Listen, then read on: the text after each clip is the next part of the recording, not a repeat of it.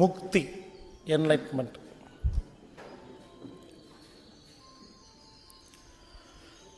இப்போ நம்ம பார்க்க போகிறது முக்தின்னா என்ன, என்லைட்மெண்ட். எல்லாரும் சொல்கிறாங்க முக்தி அடையணும் முக்தி அடையணும், என்லைட்மெண்ட் ஆகுங்க அப்படின்னு சொல்கிறாங்க இல்லைங்களா? அதுன்னா என்னன்னு இப்போ பார்க்க போகிறோம். இதுவும் மனதில் ஒரு பார்ட்டு தான். ஸ்மெல் ஆஃப் த மைண்டுன்னு சொல்ல பார்த்தீங்களா, மனதின் மனம், அதில் இதுவும் சேர்த்தணும். அப்போ தான் மனசு நிம்மதியாக இருக்கும். மனது நிம்மதியாக இருக்கணும்னா நாம் எல்லாம் முக்தி அடைய வேண்டும்.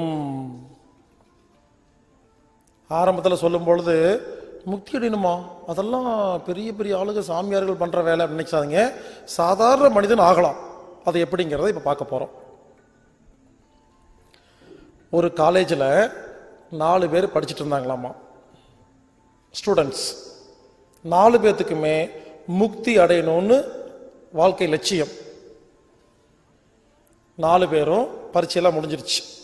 ரவுண்டு கட்டி உட்காந்து பேசிட்டு இருக்கிறாங்க. நாளையிலேருந்து பிரிய போகிறாங்க. அதுக்கப்புறம் காலேஜில் மீட் பண்ண போகிறதில்ல. என்னப்பா 4 பேர்த்துக்கு என்ன லட்சியம்னு பேசிட்டு இருக்கும் பொழுது ஒருத்தர் சொன்னாராமா, 4 பேர் சொல்கிறாங்க எனக்கு முக்தி அடைதல் லட்சியம் அப்படின்னு. ஒருத்தர் சொல்கிறாரு நீ எப்படி ஆவ அப்படின்னு. அவர் சொல்கிறாரு, நான் யோகா டீச்சர், நிறைய யோகா மூச்சு பயிற்சியெல்லாம் கற்றுக்க போகிறேன். வெளியே போய் காட்டுக்குள்ளே போய் தியானம் பண்ண போகிறேன். எல்லா ஆசிரமத்துக்கும் போக போகிறேன். எல்லா குருநாதரையும் பார்த்து நான் என்ன பண்ண போகிறேன், நிறைய பயிற்சிகள், யோகா மூச்சு பயிற்சி தியானமெல்லாம் நிறைய செய்யும் பொழுது எனக்கு முக்தி கிடைச்சிரும் அப்படின்னு சொல்கிறார். மற்ற 3 பேர் சிரிக்கிறாங்க, அப்படியெல்லாம் நடக்காது. இன்னொருத்தர் சொல்கிறாரு, நான் என்ன பண்ண போகிறேன், ஒரு பெரிய கோயில் கட்ட போகிறேன், சாமிக்கு அபிஷேகம் அலங்காரம் பண்ண போகிறேன், மந்திரங்கள் உச்சாரணம் பண்ண போகிறேன். இப்படி 24 மணி நேரமும் இறைவனை துதிச்சு பாடும் பொழுது, இறை சேவை செய்யும் பொழுது எனக்கு இறைவன் முக்தி கொடுத்துருவார்னு சொல்கிறார். இது 2வது. 3வது ஒருத்தர் சொல்கிறாரு, நான் சயின்டிஸ்ட், நான் நாசால சேர போகிறேன், இஸ்ரோவில் சேர போகிறேன், ராக்கெட்டில் போக போகிறேன், டிஎன்ஏ ஆர்என்ஏ ஜீன்ஸ் எல்லாம் கண்டுபிடிக்க போகிறேன். அதுக்குள்ளே என்ன இருக்குது, எலக்ட்ரான் நியூட்ரான் புரோட்டான், பூமின்னா என்ன, நட்சத்திரம்னா என்ன, அண்டவெளி பால்வெளி, இப்படி நான் ஆராய்ச்சியெல்லாம் பண்ணும்போது நிறைய விஷயங்களை கற்றுக்கும் பொழுது எனக்கு முக்தி கிடைக்கும்னு சொல்கிறார். மற்ற 3 பேரும் அப்படியா நடக்காதுன்னு சொல்கிறாங்க. 4வது ஒருத்தர் சொல்கிறாரு, இங்கே பாருங்க, யோகா பண்ணாலாம் முக்தி கிடைக்காது, சயின்ஸ் தெரிஞ்சால் கிடைக்காது, கோயில் வச்சா கிடைக்காது, கடமையை செய்யணும். அப்பா அம்மா படிக்க வச்சாங்களா, அப்பா அம்மாவுக்கு சோறு போடணும், கல்யாணம் பண்ணணும், குழந்தை பெற்றுக்கணும், தங்கச்சிக்கு கல்யாணம் பண்ணணும். இப்படி ஒரு வாழ்க்கை, அதாவது கடமை செஞ்சு ஒரு சாதாரண வாழ்க்கையை வாழும் பொழுது இறைவன் நம்ம மேல அன்பு கொண்டு அவர் நமக்கு முக்தி கொடுப்பார்னு சொன்னாராமா. 4 பேத்துக்கு ஒரே சண்டை, நீ சொல்றதா கரெக்டு, நான் சொல்றதா கரெக்டுன்னு. இந்த 4 பேர் சண்டை போட்டுட்டு இருக்கும் பொழுது ஒரு முடிவு பண்ணாங்களாமா, ஓகே ஒன்று பண்ணலாம், 4 பேர் பிரிஞ்சிருவோம், 30 வருஷம் கழிச்சு இதே நாள் இதே இடத்துல மறுபடியும் மீட் பண்ணலாம் அப்படின்னு. இந்த விஜய் படம் வந்துச்சு இல்லையா, நண்பன், அந்த மாதிரி பிளான் பண்ணாங்க. 30 வருஷம் முடிஞ்சு போச்சு. 30 வருஷத்துக்கு அப்புறம் 4 பேர் அதே நாள் வராங்க. 4 பேர்த்து மூஞ்சிலையும் ஒரே வாட்டம், 4 பேர்த்துக்கு முக்தி கிடைக்கல. நொந்து போய் வந்திருக்காங்க. 30 வருஷம் ஆச்சு.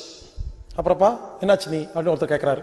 அவர் சொல்றாரு, நான் காட்டுக்கு போனேன், தலைகீழா நின்ன 10 வருஷம், எல்லா யோகா பண்ணேன், எல்லாம் எனக்கு தெரியாத யோகா மூச்சு பயிற்சியே கிடையாது, எல்லாம் பண்ணேன், என்ன உடம்பு ஆரோக்கியமா இருக்குது, பட் முக்தி எல்லாம் ஒண்ணு கிடைக்கலன்னு அவர் சொல்றாரு.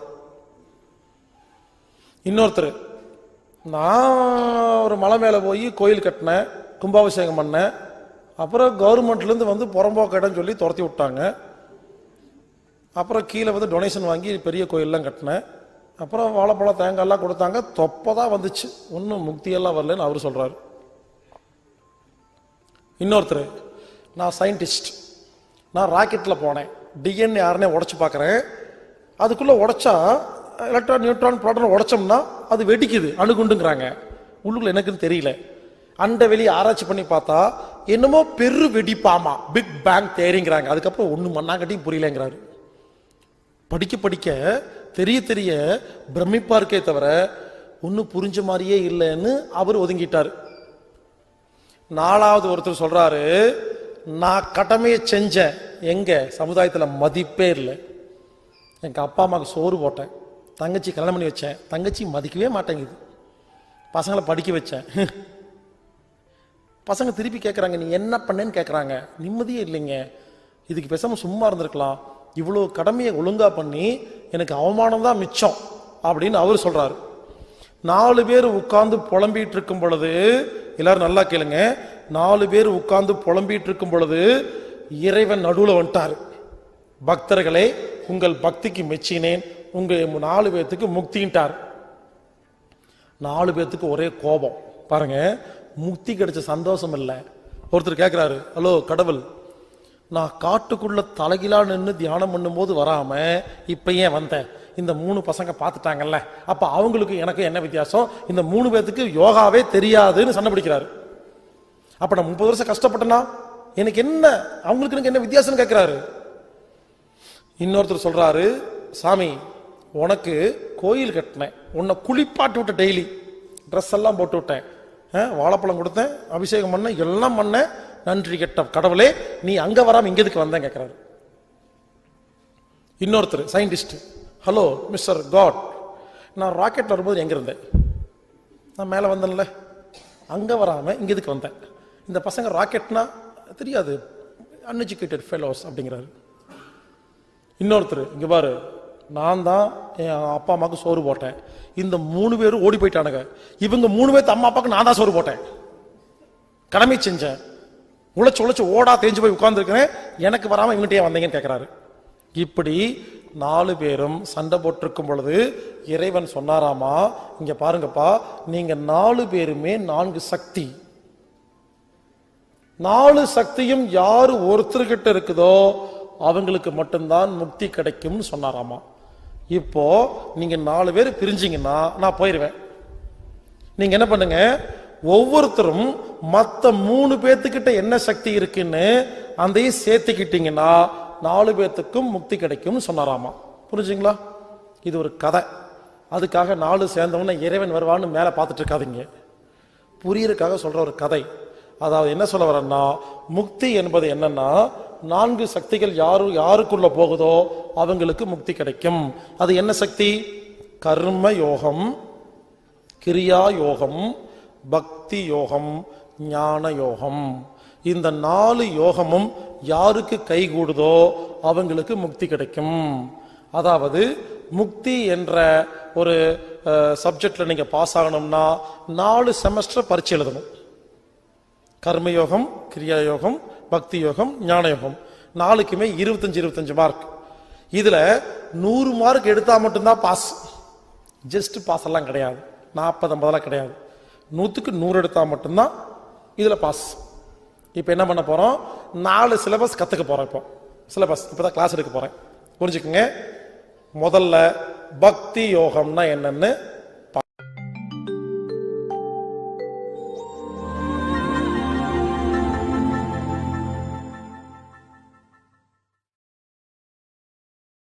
பக்தி யோகம்னா என்னன்னு பார்க்கலாம்.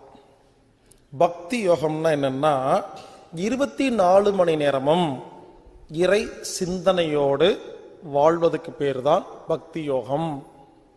ஆனா நாம் அப்படி வாழ்றதில்ல.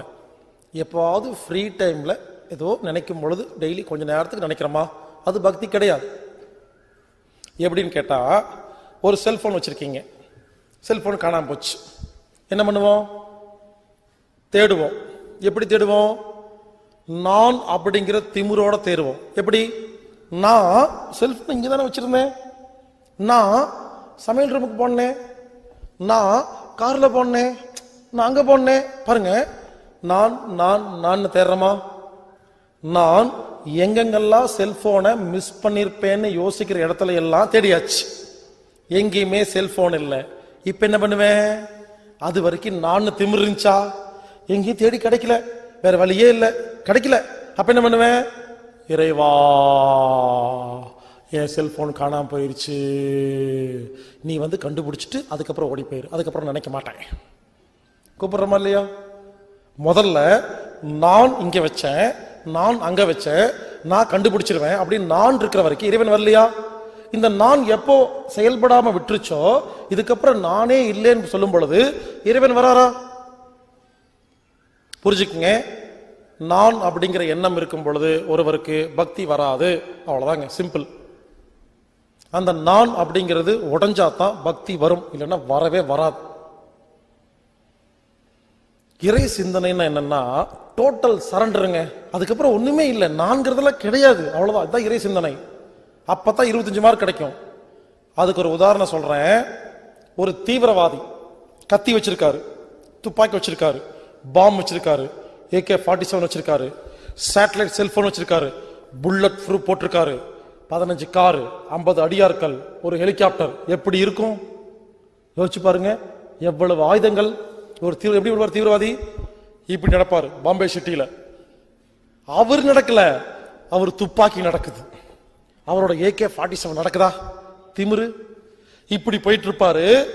போலீஸ் வந்து அவருடைய அடியார்கள் 50 பேர்த்த பிடிச்சிட்டு போயிடுச்சு. என்ன ஆகும்? இப்படி போனவரு கொஞ்சம் பயப்படுவாரா? கொஞ்சம் இறங்கிடுவாரா? 50 கார் தூக்கிட்டு போயிடுச்சு போலீஸ். இவர் தனியா இருக்கிறாரு, ஹெலிகாப்டர் சுட்டாங்க, தனியா இருக்காரு.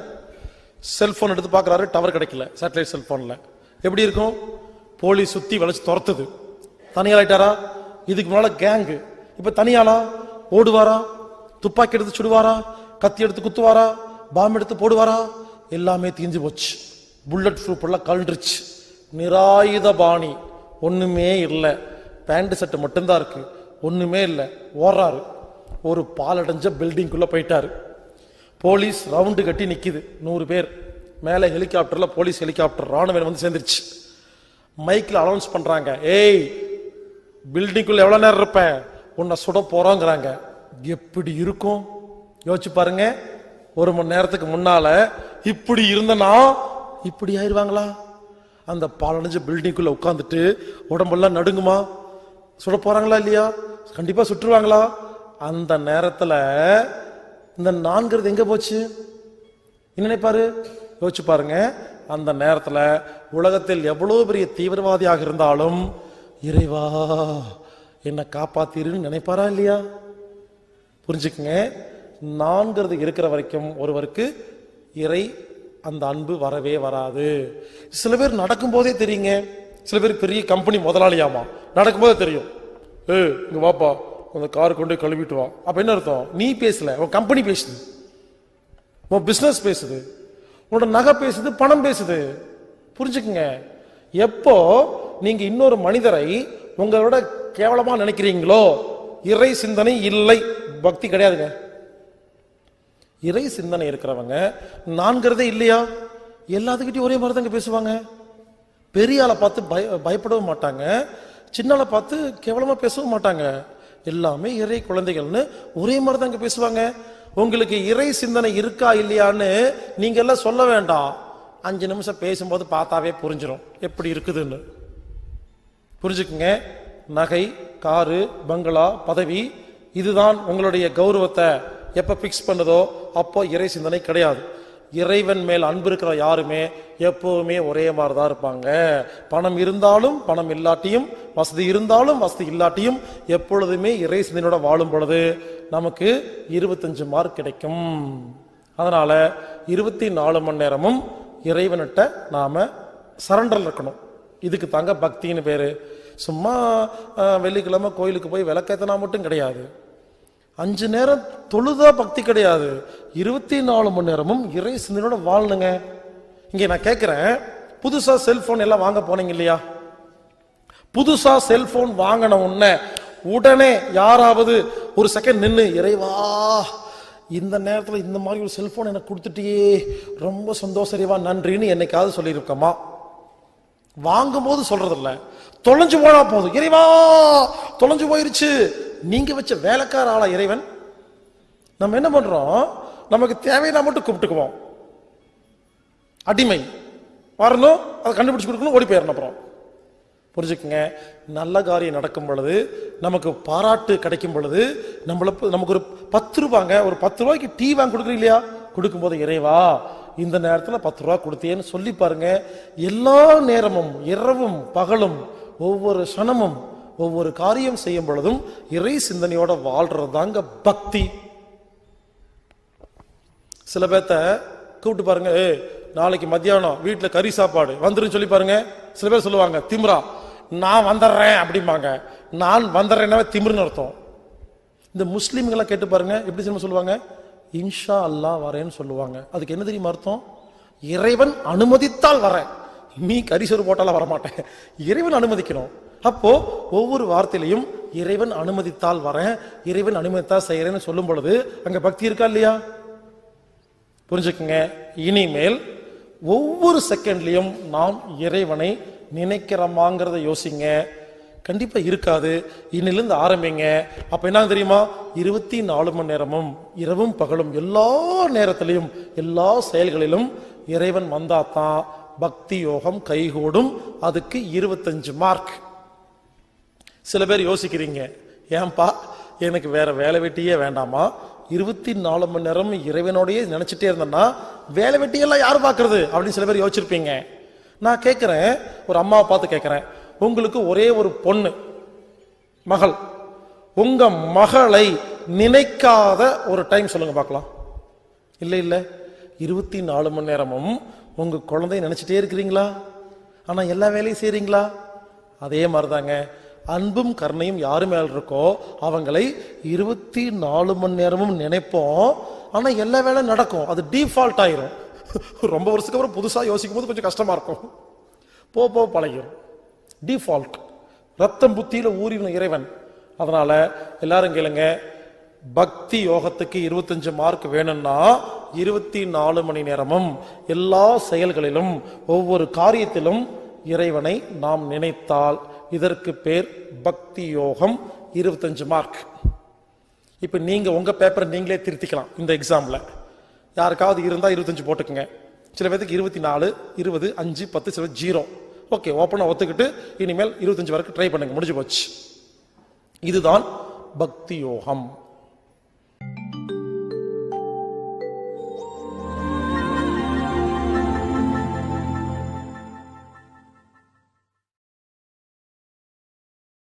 கர்மயோகம். கர்மயோகத்துக்கு 25 மார்க். கர்மயோகம்னா என்னன்னு கேட்டீங்கன்னா, கணக்கு பார்க்காம வேலை செய்யணுங்க. இந்த உலகத்துல கணக்கு போடுறதுக்கு ஒண்ணுமே இல்லை. நான் கேட்கிறேன், யாராவது இங்க இருக்கிற எல்லாத்தையும் கேட்கிறேன், திடீர்னு ஒரு சாமியார் வந்துட்டாரு, ஒரு பெரிய சித்தர் வந்துட்டு சொல்றாரு, யாரையாவது பழிக்கு பழி வாங்கணுமா சொல்லு, நிறைவேற்றி கொடுக்குறேன், என்கிட்ட சக்தி இருக்குது, ஒரு வரம் கொடுக்குறேன்.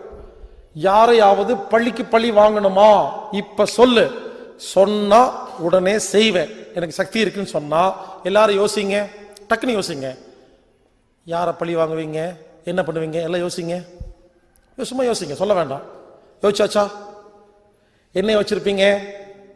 என்னோட மாமியாரு என்னை அவமானப்படுத்திட்டாங்க, நான் திருப்பி அவமானப்படுத்தணும். இன்னொருத்தர், என்னுடைய பாஸ் என்னை அவமானப்படுத்தி வேலையை விட்டு துரத்தி விட்டாரு, நான் பாஸா இருந்து அவன் என்கிட்ட வேலை செய்யணும். இன்னொருத்தர், என் பார்ட்னர் என்னை ஏமாத்தி பணத்தை எல்லாம் பிடுங்கிட்டு போயிட்டாரு, அவனை நடுத்தரு கொண்டு வரணும். இப்படி எல்லாரும் யோசிச்சிங்களா? ஒருவேளை எங்கிட்ட ஒரு சித்தர் வந்து நீ பள்ளிக்கு பள்ளி வாங்கணும்னா ஒன்று வரம் கொடுக்குறேன்னு சொன்னா நான் என்ன தெரியுமா சொல்லுவேன், என் பாட்டிய பழி வாங்கணும்.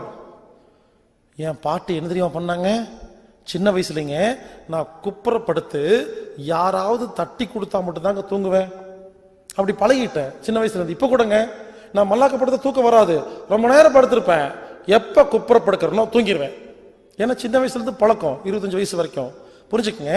அப்போ எங்க பாட்டி இருக்காங்க இல்லையா, நான் பிறந்ததுல இருந்து எனக்கு தெரிஞ்சு நான் 10வது படிக்கிற வரைக்குங்க குப்புற படுக்க வச்சு நைட்டு தட்டி கொடுப்பாங்க.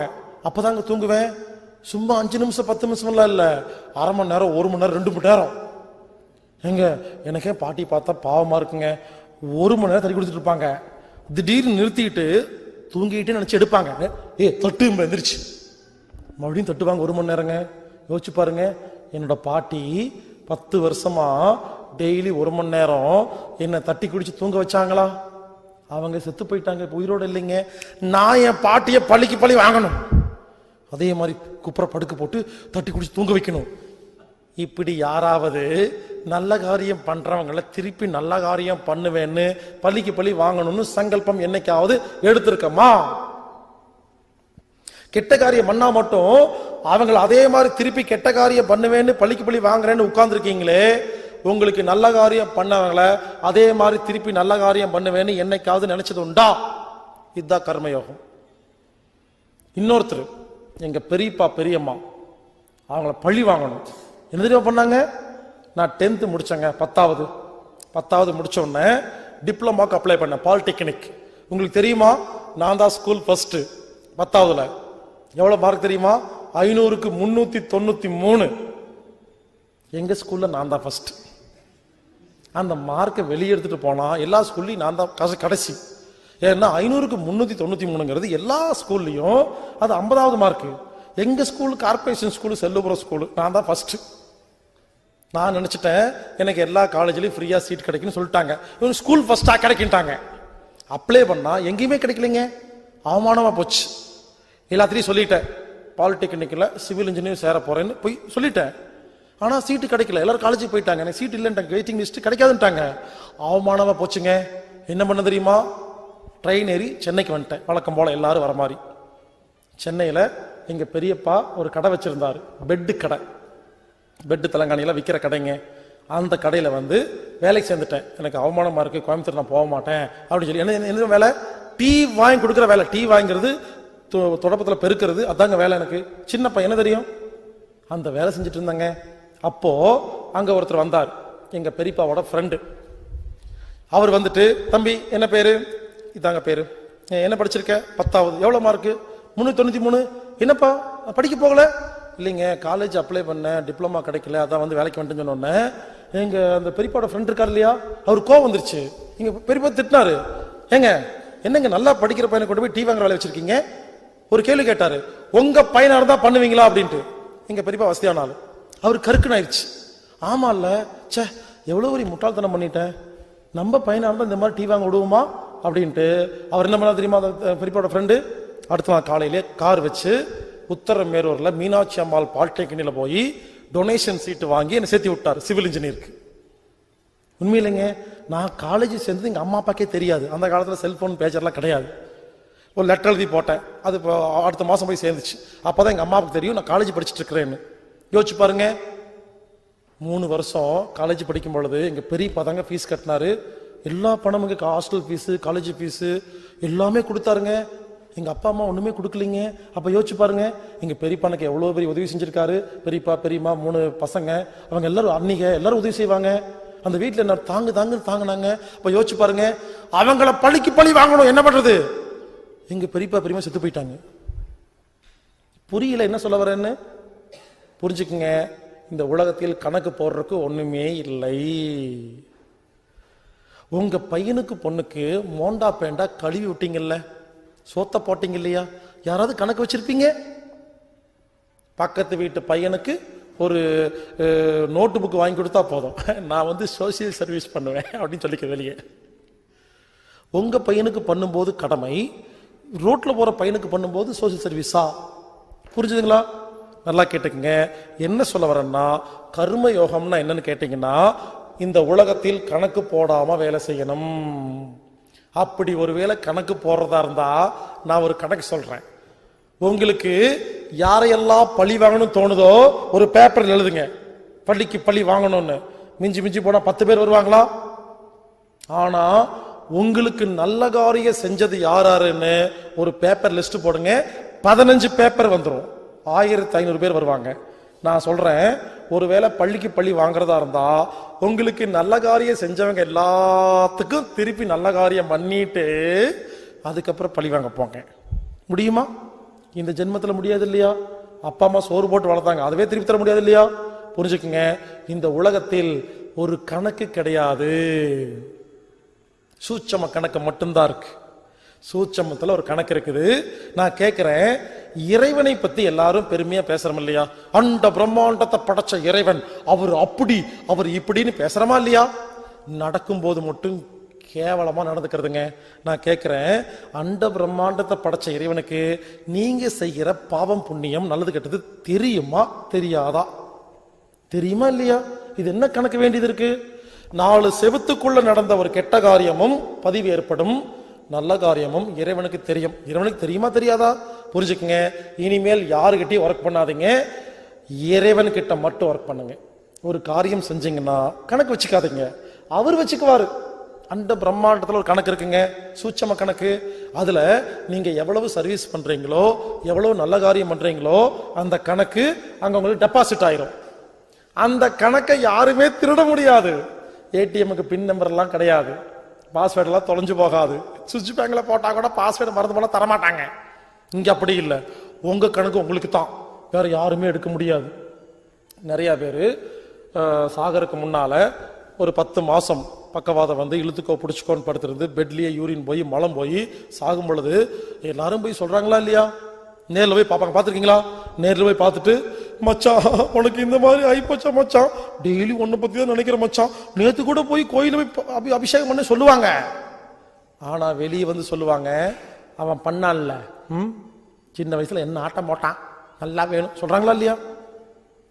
இதே ஒருத்தர் நைட்டு உயிர் போய் காலையில நைட்டு படுத்து காலைல உயிர் போடணும் சொல்றாங்களா இல்லையா? நல்ல மனுஷன்ப்பா படுத்தார் உயிர் போய் சொல்றாங்களா இல்லையா? புரிஞ்சுக்குங்க, நாம வாழ்ற வாழ்க்கை எப்படி இருக்குங்கிறது முக்கியம் இல்லை. சாகும் பொழுது யார் ஒருவர் நைட்டு படுத்து காலையில உயிர் போயிருச்சோ நீங்க நல்லபடியா வாழ்ந்திருக்கிறீங்க, கணக்கு ஒழுங்கா இருக்கு. இழுத்துக்கோ பிடிச்சிக்கோன்னு கஷ்டப்பட்டு சின்ன பின்னமாயி ஒரு படத்துல சொல்ற மாதிரி 50 வருஷம் வாழ்க்கை ரொம்ப சின்ன பின்னமா கேவலமா மோசமா இருக்கும், அதுக்கப்புறம் அதுவே பழகிருன்னு சொல்ற மாதிரி கடைசி காலத்துல யார் ரொம்ப அவஸ்தைப்படுறோமோ நமது கணக்குல நிறைய நிறைய கெட்ட காரியம் பண்ணியிருக்கிறோம், அந்த கணக்கு செட்டில்மெண்ட் ஆகாம உயிரெல்லாம் போகாது. தயவுசெய்து புரிஞ்சுக்குங்க, இறைவனை பத்தி பெருமையா பேசுறோமா இல்லையா? அவருக்கு தெரியுமா தெரியாதா கெட்ட காரியம் பண்ணா? அப்ப கெட்ட காரியம் பண்ணுவீங்களாமா? யாருக்குமே தெரியாதுன்னா அது எப்படி தெரியாம போயிரும்? புரிஞ்சுக்குங்க, இனிமேல் பிரபஞ்சத்துக்கு ஒர்க் பண்ணுங்க, இறைவன்கிட்ட ஒர்க் பண்ணுங்க, வேற எந்த கணக்கும் வேண்டாங்க. ஒரு நாள்ல காலையில இருந்து நைட்டு வரைக்கும் எவ்வளவு நல்ல காரியம் பண்ண முடியுமோ செய்யுங்க, அதெல்லாம் அக்கௌண்ட்ல ஏறிடும், அது நமக்கு தான் கிடைக்கும், வேற யாரும் கிடைக்காது. இதாங்க கர்ம யோகம். கணக்கு பார்க்காம வேலை செய்யணுங்க. நான் கேட்கிறேன், ஒரு கம்பெனி வச்சிருக்கீங்க, 1000 பேர் வேலை செய்யறாங்க.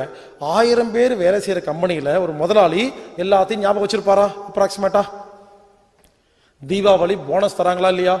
நீங்க ஒரு கம்பெனி போய் கேட்டு பாருங்க, முதலாளி கிட்ட தீபாவளி போனஸ் தரும் பொழுது ஒரு கவர்ல 500 ரூபாய் இருக்கும், இன்னொரு கவர்ல 1 லட்சம் ரூபாய் இருக்கும். பார்த்துருக்கீங்களா? கவருக்குள்ள எவ்வளவு இருக்குன்னு யாருக்குமே தெரியாது. அப்போ ஒரு 1000 பேர்த்த வேலை செஞ்சு வேலை வாங்கிட்டு இருக்கிற ஒரு டுபாகூர் கம்பெனியோட முதலாளி உங்களுக்கே கணக்கு போட்டு கூலி கொடுக்க தெரியுதே, அண்ட பிரம்மாண்டத்தை படைச்ச இறைவனுக்கு கணக்கு போட்டு தெரியுமா தெரியாதா? எல்லா கணக்கு வச்சிருப்பாருங்க, கரெக்டா கொடுப்பாருங்க. அதனால கர்மயோகங்கிறது என்னன்னா, தயவுசெய்து புரிஞ்சுக்குங்க, இந்த உலகத்துல சர்வீஸ் பண்றேன்னு சொல்லாதீங்க. சர்வீஸ் பண்றது வந்து டிஃபால்ட், வாழணும் சொல்லக்கூடாது. எப்ப வெளியே வந்து நான் வந்து சோசியல் சர்வீஸ் மேன் சொல்றீங்களோ நீங்க பண்றதுனே அர்த்தம். சர்வீஸ் பண்ற யாரும் சொல்ல மாட்டாங்க, அது டிஃபால்ட்டா இருக்கும். ஸோ புரிஞ்சுக்குங்க, இன்னிலிருந்து உலகத்தில் உள்ள எல்லாத்தையும் உங்க வீட்டில் இருக்கிற குடும்ப நண்பர்களா குடும்ப உறுப்பினர் நினைச்சு பாருங்க. கர்மயோகம் கை கொடுங்க. நான் கேட்கிறேன், ரோட்ல போறீங்க, திடீர்னு மயக்கம் போட்டீங்க, ஒருத்தர் வந்து காப்பாத்துறாரு, யாருன்னே தெரியல. அவரே உங்களை காப்பாற்றணும். அவர் வந்து பார்த்துட்டு இவர் எனக்கு 10 ரூபா கூட கொடுத்து இல்லாட்டி திரும்பி போயிட்டாருன்னா செத்து போயிருங்களா இல்லையா? யாரோ ஒருத்தர் வந்து காப்பாத்துறாரா இல்லையா? என்ன சொல்றான்? தேங்க்யூ அப்படி சொல்றமா இல்லையா? அந்த செஞ்ச காரியத்துக்கு நீங்க என்ன பண்ணணும்? நீங்க யாராவது ரோட்ல படுத்திருந்தா காப்பாத்தணுமா இல்லையா? அப்ப கணக்கு டேலி ஆகுதா? எங்க பாட்டியை தட்டி தூங்க வச்சாங்களா? நான் என் பாட்டியை தட்டி தூங்க வைக்க முடியுமா? நான் என்ன பண்ணோம்? என்னுடைய பையன் பேர, பக்கத்து வீட்டு பையன் பேர யாரையோ தட்டி கொடுக்கணுங்க. அப்ப கணக்கு டேலி ஆகுதா? எங்க பெரிய பையனை படிக்க வச்சாரா? நான் என் பெரியப்பா படிக்க வைக்க முடியுமா?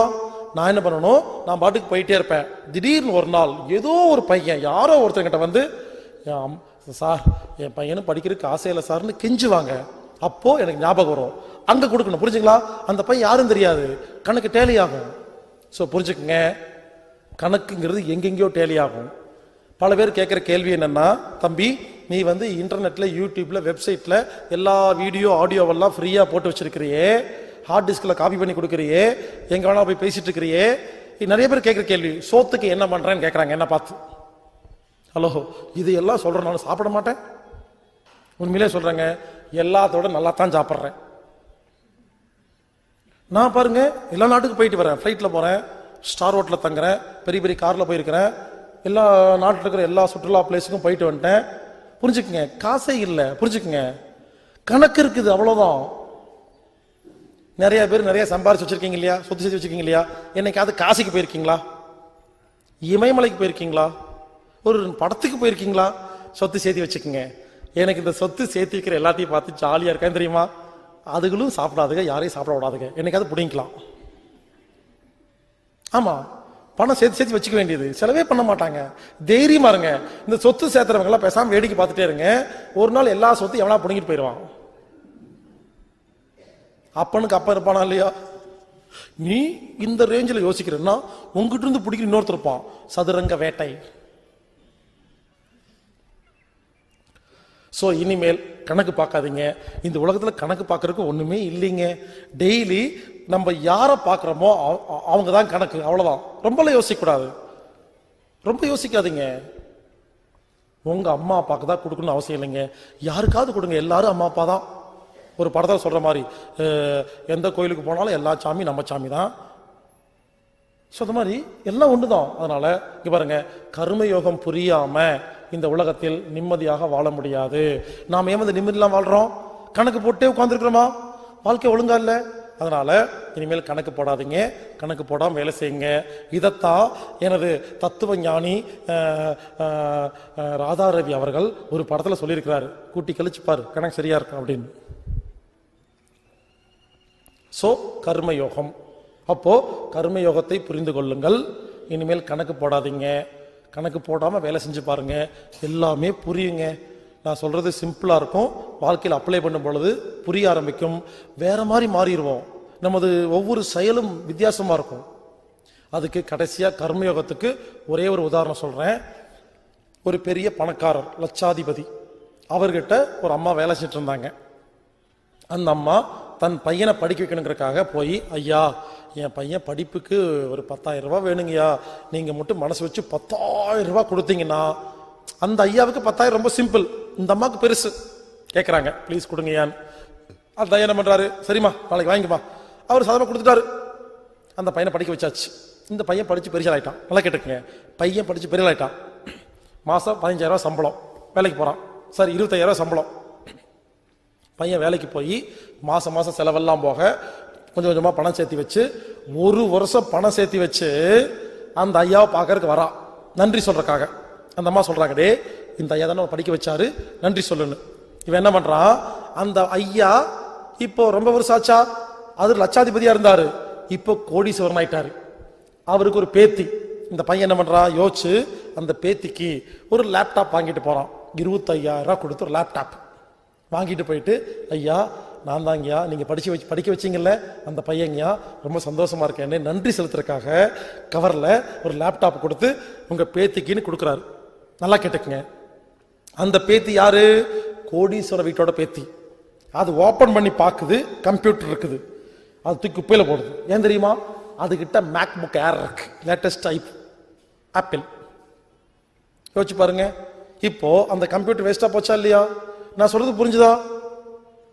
அதாவது எல்லாரும் என்ன பண்றோம், யாருக்கு இருக்கோ அவங்களுக்கே கொண்டு போய் கொடுக்கிறோம், யாருக்கு இல்லையோ அவங்களுக்கு கொடுக்கறதே கிடையாது. கணக்கு அங்க பார்க்க கூடாது. நீங்க உங்களை விட கீழே இருக்கிற ஒருத்தர்கிட்ட லேப்டாப் கொடுத்திருந்தா சந்தோஷமா இருப்பாரா இல்லையா? இதுதான் கணக்கு.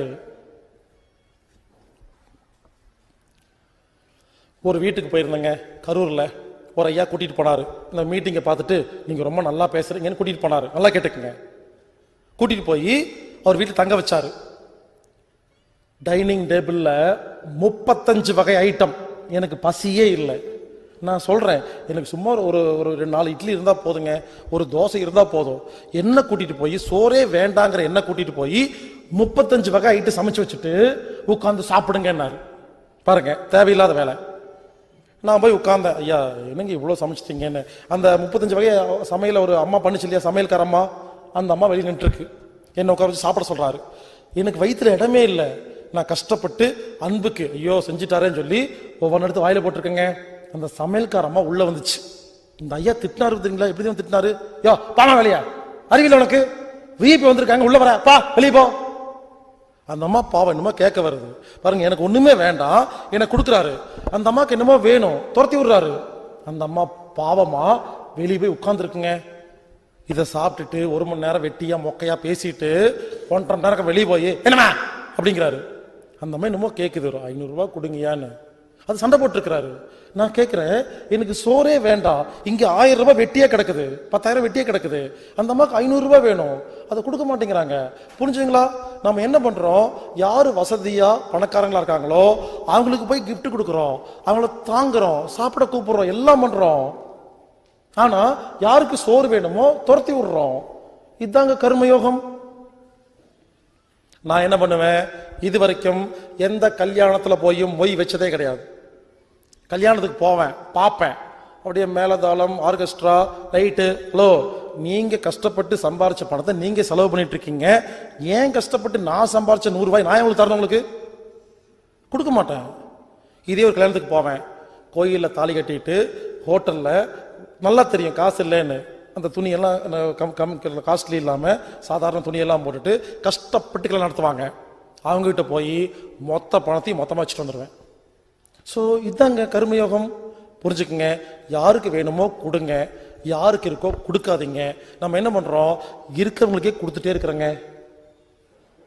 ஸோ கர்மயோகம் புரிஞ்சுக்குங்க. இந்த கர்மயோகம் புரிஞ்சாதான் 25 மார்க் கிடைக்கும்.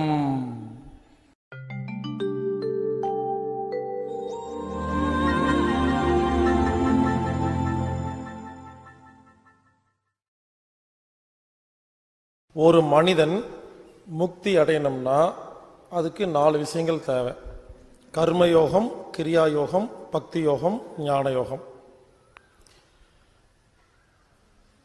பக்தி யோகம்னா என்னன்னு பார்த்தோம், கர்ம யோகம்னா என்னன்னு பார்த்தோம். 3வது கிரியா யோகம். கிரியா யோகம்னா என்னன்னா, கிரியாங்கிறது ஒரு செயல், ஆக்ஷன். உதாரணத்துக்கு நவகிரகத்தை சுத்துறதுங்கிறது பக்தி கிடையாது, கிரியா. நவகிரகத்தை சுத்தும் பொழுது இறை சிந்தனை இருந்தா அதுக்கு பக்தி. அங்க பிரதட்சணம் பண்றது பக்தி யோகம் கிடையாது, அது ஒரு கிரியா யோகம், அது ஒரு ஆக்ஷன். பட் அந்த அங்க பிரதட்சணம் பண்ணிட்டு இருக்கும் பொழுது இறைவனை நினைச்சா அதுக்கு பேரு பக்தி. நம்ம கோயிலில் போய் நவகிரகத்தை சுத்திட்டு இருக்கும் பொழுது இன்னைக்கு காலையில் 10 மணிக்கு போய் ஆஃபீஸ் திறக்கணும், இன்னைக்கு பிஸ்னஸ் அப்படின்னு கவனமெல்லாம் பிஸ்னஸ்ல இருந்தா அதுக்கு பேர் பக்தி கிடையாது, ஒரு கிரியா. சுத்தும் போது உடம்புக்கு என்ன எக்ஸசைஸ் நடக்குது. கிரியா வேற, பக்தி வேறங்க. அப்ப கிரியான்னு என்ன, மூச்சு பயிற்சி, தியானம், யோகா, வாக்கிங், எக்ஸசைஸ், ஜாக்கிங், எல்லாமே கிரியா யோகமே தவிர பக்தி யோகம் கிடையாது. பக்திங்கிறது வேற, கிரியாங்கிறது வேற. ஸோ எதுக்கு சொல்ல வரேன்னா, எல்லோரும் கண்டிப்பாக கிரியா யோகம் செய்யணும். அந்த காலத்துல எல்லாத்துக்கும் எவ்வளவு உடல் உழைப்பு இருந்துச்சு. நிறைய பேர் தண்ணி எடுக்கிறதுக்கு 4 கிலோமீட்டர் நடந்து போயிட்டு வருவாங்க. யோசிச்சு பாருங்க. அப்போ அந்த காலத்துல உடல் உழைப்பு அவ்வளவு இருக்கும் பொழுதே கிரியா யோகம்னு வச்சிருந்தாங்களா இல்லையா? இப்போ எல்லாரும் கார்ல போறோம், சோபால உட்காந்துருக்கிறோம், வீட்டில் எந்த வேலையெல்லாம் செய்யறது இல்லை. அப்போ நம்ம கிரியா யோகம் வேணுமா வேண்டாமா? புரிஞ்சுக்குங்க, கிரியா யோகங்கிறது என்னன்னா தினமும் ஒரு அரை மணி நேரம் இல்ல 1 மணி நேரத்தை நாம் உடல் மனம் புத்திக்காக ஒரு பயிற்சி செய்யறது தான் கிரியா யோகம்.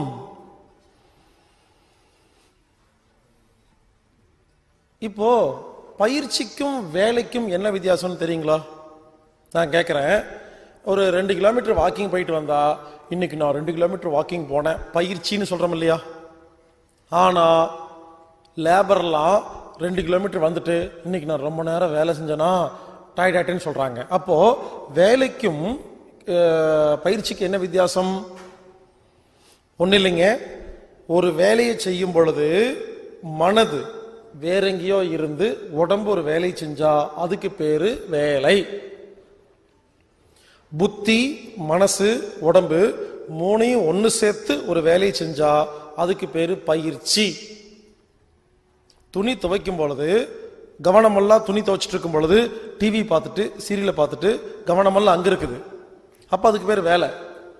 துணி துவைக்கும் போது நான் துணி துவைக்கிறேன், நான் துணி துவைக்கிறேன்னு கவனத்தை துணி துவைக்கிறதுல வச்சா அதுக்கு பேரு கிரியா. அன்னைக்கு நீங்க பயிற்சி பண்ணிட்டீங்க. ஏங்க இப்போ நாம என்ன பண்றோம், இங்க இருந்து அந்த மெயின் ரோடு வரைக்கும் நடந்து போயிட்டு வந்துட்டு வாக்கிங் போனோம்னு சொல்றோம் இல்லையா? ஆனா ஒரு அவசர வேலை, அந்த கடைக்கு போயிட்டு வாங்குறோம், போயிட்டு என்ன பண்றோம், சே கடைக்கு போயிட்டு வந்திருக்கிற வேலை அப்படி சொல்றோமா இல்லையா?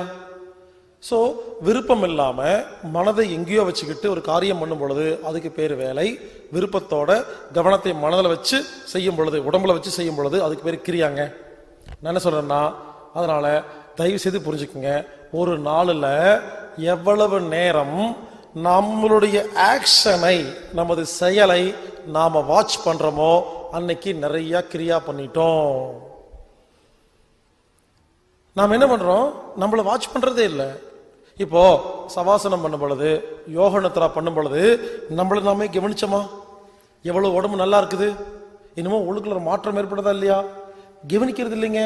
நான் என்ன சொல்றேன், கிரியாங்கிறது நம்மள நாமே கவனிக்கிறதுக்கு பேர் தான் கிரியா.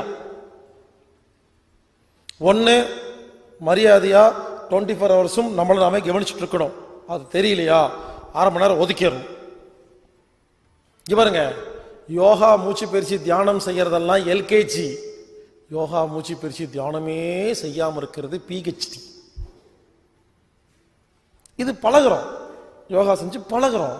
நம்ம உடம்புல கவனம் வைக்கிறோமா? 24 மணி நேரமும் நாமளே கவனிச்சோம்னா எதுக்கு யோகா பண்ணணும், எதுக்கு மூச்சு பயிற்சி பண்ணணும், எதுக்கு தியானம் பண்ணணும்? புரிஞ்சுங்களா? நம்மள நாமே கவனிக்கிறது தாங்க உலகத்துல மிகப்பெரிய பயிற்சி. இதை நிறைய பேர் சொல்லியிருக்காங்க. ஓசோ சொல்லியிருக்காங்க, ஜேகே சொல்லியிருக்காங்க, பல பேர். எல்லாரும் சொல்றது அப்சர்வரை அப்சர்வ் பண்ணுங்கன்னு சொல்லுவாங்க. நம்மள நாமே வாட்ச் பண்ணுங்கிறது தான் கிரியா யோகம். ரொம்ப சிம்பிள்ங்க. இனிமேல் நம்மள நாமே வாட்ச் பண்ணணும். அது ஆரம்பத்தில் முடியாது, அதுக்கு தான் பயிற்சி. வாக்கிங் போறது, யோகா பண்றது, எக்ஸசைஸ் பண்றதுன்னு முதல்ல செய்யும் பொழுது பாருங்க, கை எப்படி சுத்துங்க அப்படிங்கும் போது செய்யறமா? பயிற்சியா இருக்கா? இதே வீட்டில் ஒரு ஸ்க்ரூ டிரைவர் வச்சு 2 போல்ட் மாட்டிட்டு ஐயோ கை வலிக்கு சொல்றமா இல்லையா? ரெண்டுக்கு என்ன வித்தியாசம்? வேலை, கிரியா. அதனால இங்க பாருங்க, எல்லாத்துக்கும் சொல்றேன், தயவு செய்து டெய்லி ஒரு 1/2 மணி நேரம் ஒதுக்குங்க, 1 மணி நேரம் ஒதுக்குங்க, கிரியாக்குன்னு ஒதுக்கிடுங்க. அது ரொம்ப முக்கியம். நீங்க டெய்லி 1 மணி நேரம் யோகா செஞ்சு பாருங்க, அன்னைக்கு நாள் உங்க கண்ட்ரோல் இருக்கும். ஸ்மார்ட் ஒர்க் பண்ணுவோம். யோகா பண்ணாத அன்னைக்கு, பயிற்சி பண்ணாத அன்னைக்கு, நான் யோகாங்கிறது யோகாசனம் சொல்ல, பயிற்சி பண்ணாத அன்னைக்கு நாய் மாதிரி சுத்துவோம், எதுவுமே உருப்படாது. பயிற்சி பண்ற அன்னைக்கு கொஞ்சமா தான் வேலை செய்வோம், எல்லாமே உருப்படும். கூட்டி கழிச்சு பணம் கரெக்டாக தான் இருக்கும். ஸோ கிரியா யோகங்கிறது என்னன்னா, தினமும் எல்லாரும் வாக்கிங், யோகா, எக்ஸசைஸ் எதையாவது ஒண்ணுங்க, ஒரு பயிற்சி கண்டிப்பா வச்சுக்கோங்க. ஏதோ ஒரு பயிற்சி, உங்களுக்கு எந்த குருநாதர், எந்த பயிற்சி என்ன பிடிக்குதோ, அட்லீஸ்ட் வாக்கிங்காவது போங்க, ஜாக்கிங்காவது போங்க. இல்ல எதுவுமே பண்ணாம 1/2 மணி நேரம் சும்மாவாவது உட்காருங்க. அந்த சும்மா உட்காரும் பொழுது நான் சும்மா உட்காருகிறேன் நினைக்கிறீங்க இல்லையா, அதுவே கிரியாதான். எதுக்கு உட்காருறீங்க? உடம்பு ஆரோக்கியம், மனது நிம்மதிக்கு உட்கார்றோமா இல்லையா? புரிஞ்சுக்குங்க, கிரியா யோகங்கிறது என்னன்னா, டெய்லி அரை மணி நேரம் 1 மணி நேரம் நமக்கு ஒரு டைம் ஒதுக்கிறது. உடம்பு ஆரோக்கியத்திற்கு, மனது நிம்மதிக்கு, புத்தி தெளிவுக்காக ஒரு நேரம் ஒதுக்கி ஒரு பயிற்சி பண்றதுக்கு பேரு கிரியா. அதனால இன்னிலிருந்து டெய்லி கிரியா யோகம் பண்றீங்களான்னு யோசிங்க. கிரியா யோகம் பண்ணனா ஒரு பயிற்சி, ஏதோ ஒரு பயிற்சி பண்ணனா உங்களுக்கு 25 மார்க். கர்மயோகம் 25 மார்க், பக்தி யோகம் 25 மார்க், கிரியா யோகம் 25 மார்க். சில பேர் கேட்கிறாங்க, இறைவனுக்கு 25 மார்க் தானா? ஹலோ, 100 மார்க் இறைவன் தான். நம்ம ஒரு விஷயத்தை புரிஞ்சுக்கிறதுக்காக, ஒரு டெக்னிக்கலா புரிஞ்சுக்கிறதுக்காக, பேச்சுக்காக அது மாதிரி மாத்தி வச்சிருக்கிறோம், அவ்வளவுதான்.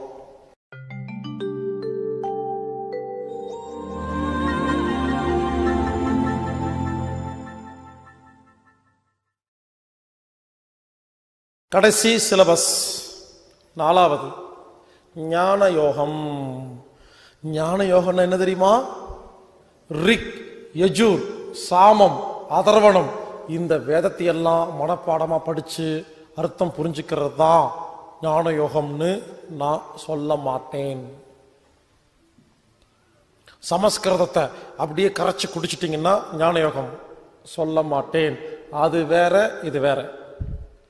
ஞான யோகம்னா என்னன்னா, இன்னைக்கு இந்த உலகத்தில் வாழ்வதற்கு தேவையான அத்தியாவசிய விஷயங்களை கற்றுக்கொள்வதற்கு பேரு ஞான யோகம். நான் கேட்கிறேன், இங்க இத்தனை ஆம்பளை உட்கார்ந்துருக்கீங்க, இதுல எத்தனை பேரு ஒரு 15 பேத்துக்கு சமைச்சு கொடுக்க முடியும்? சமையல் எத்தனை பேத்துக்கு நல்லா தெரியும் அப்படின்னு சொல்லுங்க பார்க்கலாம். ஒரு 100ல ஒரு 2 பேர் 4 பேர், அதிகபட்சம் 100ல 2 பேருங்க, இல்லை 4 பேர். நான் கேட்கிறேன், மிச்சிருக்கிற 96 பேரும் என்ன பண்ணிட்டு இருக்கீங்க? நல்லா சாப்பிட்டு சாப்பிட்டு இருக்கிறோம். நான் கேட்கிறேன், 60 வயசு வரைக்கும் ரசம் சாப்பாடு சாப்பிட்டீங்களே, ரசம் வைக்க தெரியலே, இல்லை உங்களுக்கு ஞானம் இல்லைன்னு சொல்லுவேன். வீட்டில் 60 வயசு வரைக்கும் 60 வருஷமா ரசம் வச்சு கொடுத்துருக்காங்க, உங்க வீட்டுக்குள்ள சமையல் நடந்திருக்கு. ஒரு நாளாவது உள்ள போய் இந்த ரசம் நீ எப்படி வைக்கிறேன்னு ஏன் கத்துக்கலை? அது நம்ம வாழ்க்கைக்கு தேவையா தேவையில்லையா? அது ஏன் கத்துக்கல? அப்ப ஞானம் இல்லை. ஞானங்கிறது பெரிய பெரிய விஷயங்களை கரைச்சு குடிக்கிறது இல்லைங்க. இன்னைக்கு வாழ்ற வாழ்க்கைக்கு தேவையான சின்ன சின்ன விஷயங்கள். வாஸ்துன்னா என்ன? சில பேர் சொல்லுவாங்க வாஸ்து பார்க்க கூடாதுன்னு. அவ்வளோ உங்களுக்கு தெரியாதுன்னா பேசாம இருங்க, அதுல அவ்வளோ சயின்ஸ் இருக்கு. நீங்க வாஸ்து பார்த்து மற்றவங்களுக்கு சொல்ல வேண்டாம். அட்லீஸ்ட் உங்க வீட்டை ஒரு ஆரோக்கியமான வீடா மாத்திரக்கு வாஸ்து பயன்படுத்தலாமா வேண்டாமா? ஜோசியம், ஜாதகம், அதை பார்க்கறதுக்கு சரியான ஆள் இல்லை, ஒத்துக்கிறேன். But science correct. Numerology, namology எல்லாமே உண்மைங்க, கரெக்டா இருக்கு. பட் சரியா பார்க்கறதுக்கு ஆள் இல்லை, அதை விடுங்க.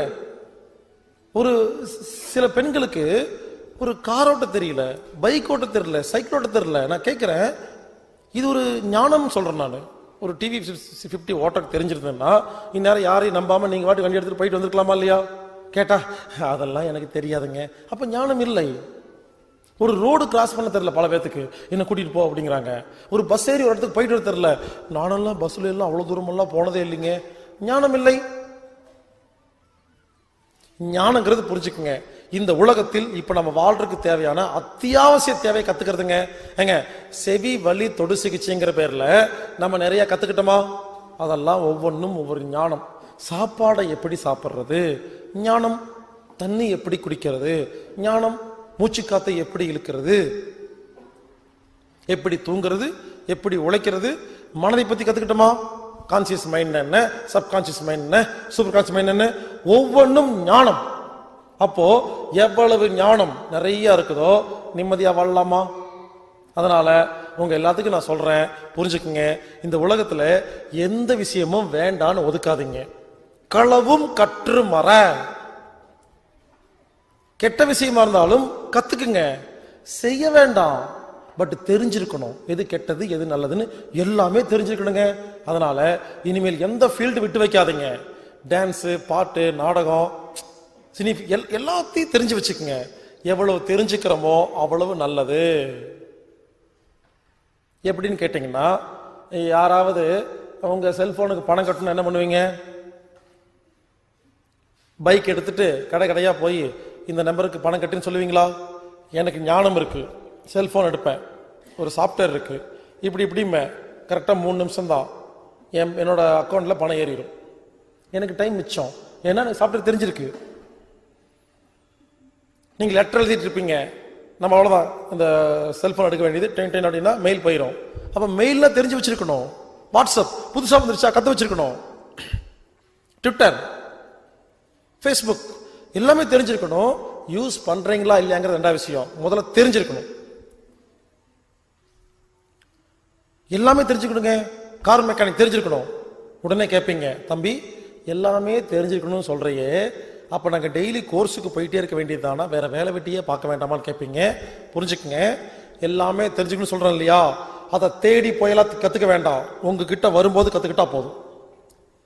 இப்போ ரகசியம் சொல்றேன், எல்லாத்துக்கும் எல்லாமே தெரிஞ்சிருக்கணும். ஆனா நீங்க தேடி போக வேண்டாம், அதுவா வரும். வரும்போது கத்துக்கிட்டா போதும். இப்ப எனக்கு நிறைய விஷயம் தெரியுதா? எனக்கு மட்டும் ஏன் தெரியுது, பல பேருக்கு ஏன் தெரியலன்னு கேட்டீங்கன்னா, உண்மையிலே சொல்றேங்க, என்ன மாதிரி உலகத்துல ஒரு சோம்பேறி உலகத்துல இருக்கவே மாட்டாங்க. உண்மையிலே சொல்றேங்க, நான் மகா மட்டமான சோம்பேறிங்க. நான் எதையுமே போய் கத்துக்கவே மாட்டேங்க. அப்புறம் ஏன் தெரியுமா நிறைய தெரியுது? இங்க பாருங்க, எனக்கு ஒரு பிரச்சனை வந்தா அப்பதான் கத்துக்குவேன். அது வரைக்கும் கத்துக்கவே மாட்டேன்.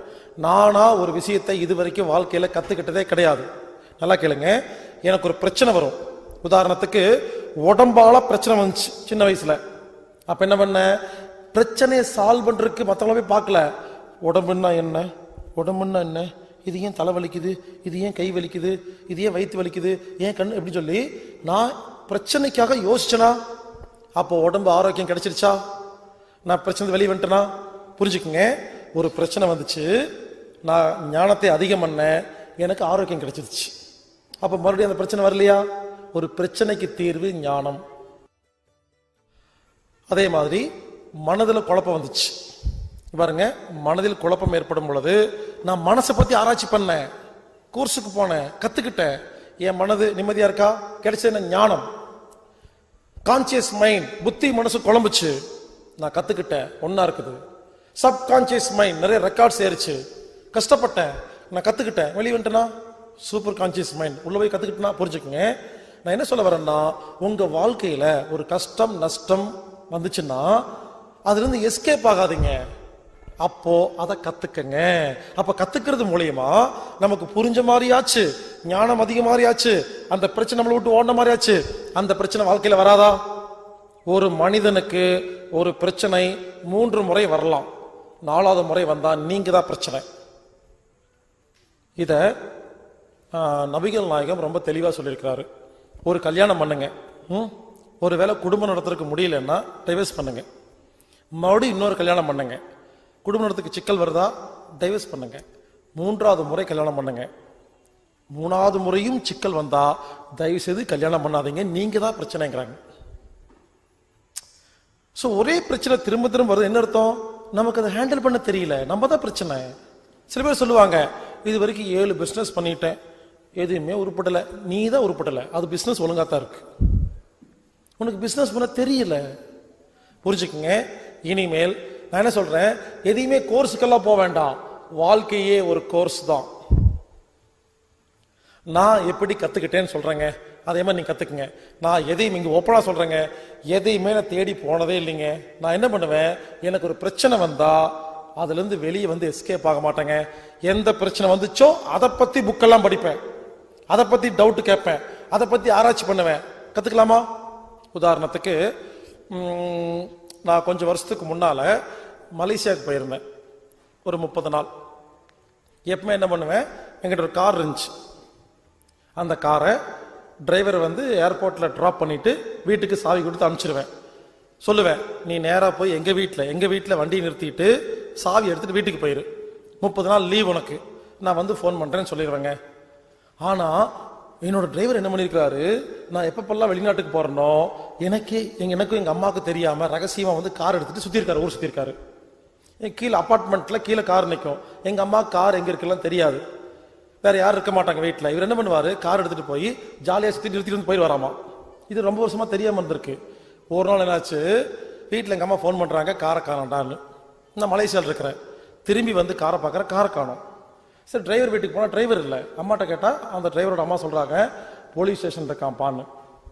அப்புறம் விசாரிச்சு பார்த்தா நான் இல்லாதப்ப என் காரை எடுத்துட்டு போய் ஃப்ரெண்ட்ஸ் எல்லாம் சேர்ந்து எங்கேயோ சரக்கடிக்கிறதுக்கு ஒயின் ஷாப்ல போய் அங்க 2 கேங்கு சண்டை வந்து கத்தி எடுத்து மாத்தி மாத்தி குத்திக்கிட்டு கொலை ஆகல, கத்தி குத்து போய் கொலை கேஸ் ஆயிடுச்சு. கார்ல வந்தாங்கன்னு காரை பிடிச்சி உள்ள வச்சுட்டாங்க. யோசிச்சு பாருங்க, ஏன்னா என் மேல தப்பு இருக்கா? இப்ப நடந்து சொல்றேன் கேளுங்க. நான் நேரா போலீஸ் ஸ்டேஷன் போனேன், பேரூர் போலீஸ் ஸ்டேஷன். அங்க ஒருத்தர் இருந்தார், இன்ஸ்பெக்டர். அவரை போய் பாருங்கன்னாங்க. பாருங்க, நல்லா கேட்டுக்குங்க. நேரா போனேன். நான் இந்த பண்ணல, நேரா உள்ள போய் அந்த இன்ஸ்பெக்டர்கிட்ட, சார் என் பேர் பாஸ்கர், இண்டிகோ கார் இந்த மாதிரி என் டிரைவர் வந்து இந்த மாதிரி பண்ணிட்டாரு அப்படின்னு பேச ஆரம்பிக்கிறேங்க. இனி நான் பேசி கூட முடிக்கல. அந்த இன்ஸ்பெக்டர் என்ன தெரியுமா சொன்னாரு? பாடா வெளிப்பா. எனக்கு அதிர்ச்சி ஆயிடுச்சுங்க. நான் ஒரு பெரிய மனுஷன் ஊர்ல சுத்திட்டு இருக்கிறேன், இதுல போடாங்கிறான். அவமானமா போச்சு. ஏன்னா பேச மாட்டேங்க போய் நில்லு அப்படிங்கிறான். நானும் ஸ்டேஷன் முன்னால 4 மணி நேரம் நிக்கிறேங்க. அவன் பாட்டுக்கு வர்றான், அவன் பாட்டுக்கு போறான். நான் சொல்றேன், சார் நில்றா அப்படிங்கிறான். வாடா போடாங்கிறான். சார் அப்படிங்கிற, ஆமா நீயே டிரைவர்கிட்ட காரை கொடுத்து கொலை பண்றதுக்கு ஆள் அனுப்பிச்சிட்டு மலேசியா போயிட்டு போய் சொல்றியா அப்படின்னு திட்டுறான். யோசிச்சு பாருங்க, விசாரி கூட இல்லைங்க. உண்மையிலே சொல்றேன், அன்னைக்கு என்னோட செல்போன்ல Coimbatore SP, Chennai SP, commissioner எல்லா நம்பர் இருக்கு. ஏன் தெரியுமா? நம்ம வீடியோவை எப்படி எல்லாரும் பார்த்துருப்பாங்க. என்னோட செல்போன்ல பாத்தீங்கன்னா மினிஸ்டர், எம்எல்ஏ, நடிகர்கள், நடிகைகள் எல்லாரும் கிட்ட கண்டிப்பா எல்லாரும் பேசியிருப்பாங்க. ஏன்னா வீடியோ புக்கு பார்த்துருப்பாங்க, யாராவது சொல்லியிருப்பாங்க, ஒரு ஃபோன் பண்ணி கட்டசிக்காக சென்னை பக்கம் வந்தா வாங்கன்னு யாராவது பேசியிருப்பாங்க. நம்பர் எல்லா நம்பர் இருக்கும். யோசிச்சு பாருங்க, நான் நினைச்சிருந்தேன்னா ஒரே ஒரு ஃபோன் கமிஷனருக்கு, எஸ்பிக்கு ஒரு ஃபோன் பண்ணி, ஐயா நான் ஈரர் பாஸ்கர் பேசுறேன் அப்படின்னு சொன்ன அடுத்த நிமிஷம் ஒரு ஃபோன் வருமா? அந்த இன்ஸ்பெக்டர் காரை வழி விட்டுருப்பாரா? நான் அதை செய்யவே இல்லை. ஏன் தெரியுமா? இதுதான் எஸ்கேப் ஆகிறது. நான் என்ன சொல்றேன், அவரு போன் பண்ணி வெளியே வந்திருந்தேன்னா இந்த மாதிரி சிச்சுவேஷன் வந்தா நான் எப்படி அதை ஹேண்டில் பண்றது எனக்கு தெரியாம போயிருமா? நான் நினைச்சுக்கிட்டேன், ஒரு ரைட் சான்ஸ் போலீஸ் ஸ்டேஷனில் இன்ஸ்பெக்டர் பேசுறது எப்படின்னு கத்துக்கிறதுக்கு ஒரு கோர்ஸ் ஆரம்பிச்சிட்டேன். என்ன பண்ண வந்தேன். என் ஃப்ரெண்ட்ஸ் நிறைய பேர் இருக்கிறாங்க. சில பேர் கஞ்சா கடத்துறவன், சாராய விற்கிறவன்லாம் ஃப்ரெண்ட்ஸ். என்ன பண்றது, அவங்க கூட முதல்ல டூர் எல்லாம் போகும்போது பேசிட்டு போடுவாங்க. அப்படி இப்படி லஞ்சம் கொடுத்து அதை பண்ண இதை பண்ண பேசிட்டு இருப்பாங்க. என் காதுல விழுகாது. ஏன் தெரியுமா? எனக்கு தேவையே இல்லை அதெல்லாம். நான் நினைச்சுக்கிட்டேன் எனக்கு தேவையில்லைன்னு. இன்னைக்கு தேவைப்படுது. எல்லாத்தையும் கூப்பிட்டு கெட் டுகெதர் ஃபங்க்ஷன் வச்சேன். நைட்டு டின்னருக்கு வாங்க அப்படின்னு எல்லாத்துக்கும் சாப்பாடு போட்டேன். அன்னைக்கு சொன்ன சாப்பாடு என்னடா சாப்பாடுன்னு கேட்டாங்க. என் காரு ஸ்டேஷன்ல மாட்டிக்கிச்சு, அது சம்பந்தம் சிரிச்சாங்க எல்லாரும். ஒரு சிம்பிள் விஷயம், இது தெரியாது அவனுக்கு ஞானம் இருக்கு, எனக்கு ஞானம் இல்லை. எல்லாரும் சொன்னாங்க, என் ஃப்ரெண்ட்ஸ் எல்லாம் சொல்லி கொடுத்தாங்க. எப்படி தெரியுமா? ஸ்டேஷனுக்குள்ள போகும்போது இப்படி போகக்கூடாது, இப்படி போகணும். அப்படி குடிஞ்சு போயிட்டு இப்படி கை வச்சுட்டு ஐயா சார்னு கூப்பிடக்கூடாது. சார்னு கூப்பிட்டா போலீஸ் கோபம் வந்துடுமாமா. ஐயா ஐயா சொல்லி கொடுத்தாங்க எப்படி பேசுறதுன்னு. ஐயா நம்ம பேரு பாஸ்கருங்கய்யா, இண்டிகோ காரு நம்மளுதுங்கய்யா, நம்ம இந்த மலேசியா போகும்போது நம்ம டிரைவருங்கய்யா இப்படிங்க எடுத்துட்டு வந்து ஆயிடுச்சுங்கய்யா. அது என்னன்னு சொன்னீங்கன்னா அந்த ஃபார்மாலிட்டி பாருங்க, ஃபார்மாலிட்டி என்னன்னு சொன்னீங்கன்னா அது வந்துங்க நம்ம பண்ணி கொடுத்துட்டீங்க அப்படின்னு சொல்லணுமாமா. அதே மாதிரி பேசினேன். அந்த போலீஸ் இன்ஸ்பெக்டர் செல் நம்பர் கொடுத்தாரு. சொன்னாங்க முதல்ல செல் நம்பர் தருவாங்க, ஸ்டேஷன் வச்சு பேச மாட்டான்னாங்க. செல் நம்பர் கொடுத்தா அப்புறம் கொடுப்பா அப்படின்ட்டாரு. செல் நம்பர் வாங்கிட்டு வெளியே வந்து கூப்பிட்டேன். ஒரு இடத்துக்கு வர சொன்ன ஹோட்டலுக்கு. அங்கே போனேன். ஐயா ஸ்டேஷனுக்கு வந்து கேட்டேன், நம்பருங்கய்யா, நான் தாங்கய்யா பாஸ்கருங்கய்யா, இண்டிகோங்கய்யா காருங்கன்னு சொன்னேன். அந்த நாய் 5000 ரூபாய் கேட்டுச்சு. அதை கொடுத்தேன், கார் வெளியே வந்துடுச்சு. இப்போ நான் கற்றுக்கிட்டேன். இப்பெல்லாம் எந்த ஸ்டேஷன்ல போய் எந்த வக்கீல்கிட்ட ஜட்ஜுக்கிட்ட எப்படி லஞ்சம் கொடுக்கணும்னு கற்றுக்கிட்டேன். நாலேஜ் புரிஞ்சுக்குங்க, அதுக்கு ஒரு நாலேஜ் தேவைப்படுதுங்க. ஸோ நான் என்ன சொல்ல வரேன்னா, நாலேஜ் அப்படிங்கிறது பெரிய பெரிய கம்ப சூஸ்திரங்களை எல்லாம் உட்காந்து கத்துக்கிறதும் பெரிய பெரிய விஷயங்கள்லாம் இல்லைங்க. இந்த உலகத்தில் இப்பொழுது நிம்மதியாக நாம் வாழ்வதற்கு தேவையான சில விஷயங்களை கத்துக்கிறது. டேலண்டா இந்த உலகத்தில் வாழணும், தப்பு செய்ய வேண்டாம். பட் நம்மளை யாரும் ஏமாத்தாத அளவுக்கு டேலண்டா இருக்கணுமா இல்லையா? புரிஞ்சுக்குங்க, உடம்புல வியாதி வந்துச்சு, உடம்ப கத்துக்கிட்டேன். மனசுல கஷ்டம் வந்துச்சு, மனசை கத்துக்கிட்டேன். நஷ்டம் வந்துச்சு, புத்தியில தெளிவன், பிசினஸ் நஷ்டமாச்சு, பிசினஸ் கத்துக்கிட்டேன். இப்படி நான் ஒவ்வொன்றா கத்துக்கிட்டு வரேங்க. உண்மையிலே சொல்றேன், என் வாழ்க்கையில நான் எப்பவுமே எதையுமே தேடி போனதே இல்லை. வர்ற பிரச்சனையை ஹேண்டில் பண்ணுவோம், அவ்வளவுதான். இப்ப சொல்லுங்க, அப்போ நீங்க எல்லாரும் உங்க வாழ்க்கையில எவ்வளவு பிரச்சனை வந்துச்சு, நாம என்ன பண்றோம்? உடனே போன் பண்ணி, ஏ மச்சான் நீ வா பேசுன்னு கொடுத்துருமா? நீங்க எப்ப பேசுவீங்க? நீங்க எப்ப சால்வ் பண்ணுவீங்க?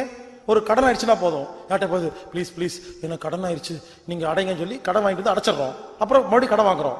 நீங்க உங்க கடனை நீங்களே அடைச்சு பாருங்க, மறுபடியும் கடன் வாங்கவே மாட்டீங்க. ஸோ இனிமேல் நமது பிரச்சனையை நாம தாங்க சால்வ் பண்ணணும், ஞானத்தின் மூலமாக சால்வ் பண்ணணும். அதனால இன்னைக்கு ஆரம்பிங்க. கார்ல போறீங்களா, கார் ரிப்பேர் ஆயிடுச்சு, என்ன பண்றோம்? சும்மா உட்காந்து டிரைவர் பாப்பா அப்படின்றோம். நான் சொல்றேன், கார் மெக்கானிக் மொத்தமாலாம் கத்துக்க வேண்டாம். இன்னைக்கு கார் நின்று போச்சா, ஒரு மெக்கானிக் வராரா, சரி பண்ணிட்டு இருக்காரா, ஒரு 5 நிமிஷம் ஒதுக்குங்க. போய் ஏப்பா எதுக்கு என்னாச்சு ஏதாச்சுன்னு 15 கேள்வி கேளுங்க. ஒரு 15 கேள்வி கேட்கும் போது அவர் ஒரு 15 பதில் சொல்லுவாரா? இன்னைக்கு 15 ஞானம் உங்களுக்கு கிடைச்சிச்சு காரை பத்தி. ஸோ அதே ரிப்பேர் மறுபடியும் வந்தா அட்லீஸ்ட் எப்படி ஹேண்டில் பண்ணணும்னு தெரிஞ்சிருக்குமா இல்லையா? இனிலேருந்து ஆரம்பிங்க. உங்க குழந்தை சரியா படிக்கலையா, குழந்தையை படிக்க வைப்பது எப்படின்னு புக் வாங்கி படிங்க. எல்லாரும் சொல்லுவாங்க வீட்டுக்கு வந்துட்டு வாஸ்து சரியில்லைம்பாங்க, எல்லாரும் சொல்லுவாங்க வீடு சரியில்லை மாத்தும்பாங்க. அப்போ வாஸ்து புக் எடுத்து படிங்க. அப்போ என்ன சொல்ல வரேன்னா, உங்க வாழ்க்கையில் இப்ப என்ன பிரச்சனை இருக்கோ அது சம்பந்தப்பட்ட புத்தகங்கள், அது சம்பந்தப்பட்ட கோர்ஸ், அது சம்பந்தப்பட்ட மக்கள்கிட்ட டிஸ்கஸ் பண்ணுங்க. அப்ப என்ன ஆகும்? ஞானம் அதிகமாகுமா? ஞானம் அதிகமாகி ஒரு விஷயத்தை தெரிஞ்சுக்கிட்டு அந்த பிரச்சனை வெளியே வந்தீங்கன்னா மீண்டும் அந்த பிரச்சனை உங்க வாழ்க்கையில வரவே வராது. இவருங்க அதுக்காக எனக்கு வாழ்க்கையில பிரச்சனையே வராதுங்கிறது கிடையாது, வரும். ஆனா மத்த எல்லாத்த விட எனக்கு ரொம்ப கம்மியா வரும். ஏன் தெரியுமா? எனக்கு தெரியாத ஒரு விஷயத்துல பிரச்சனை வரும்.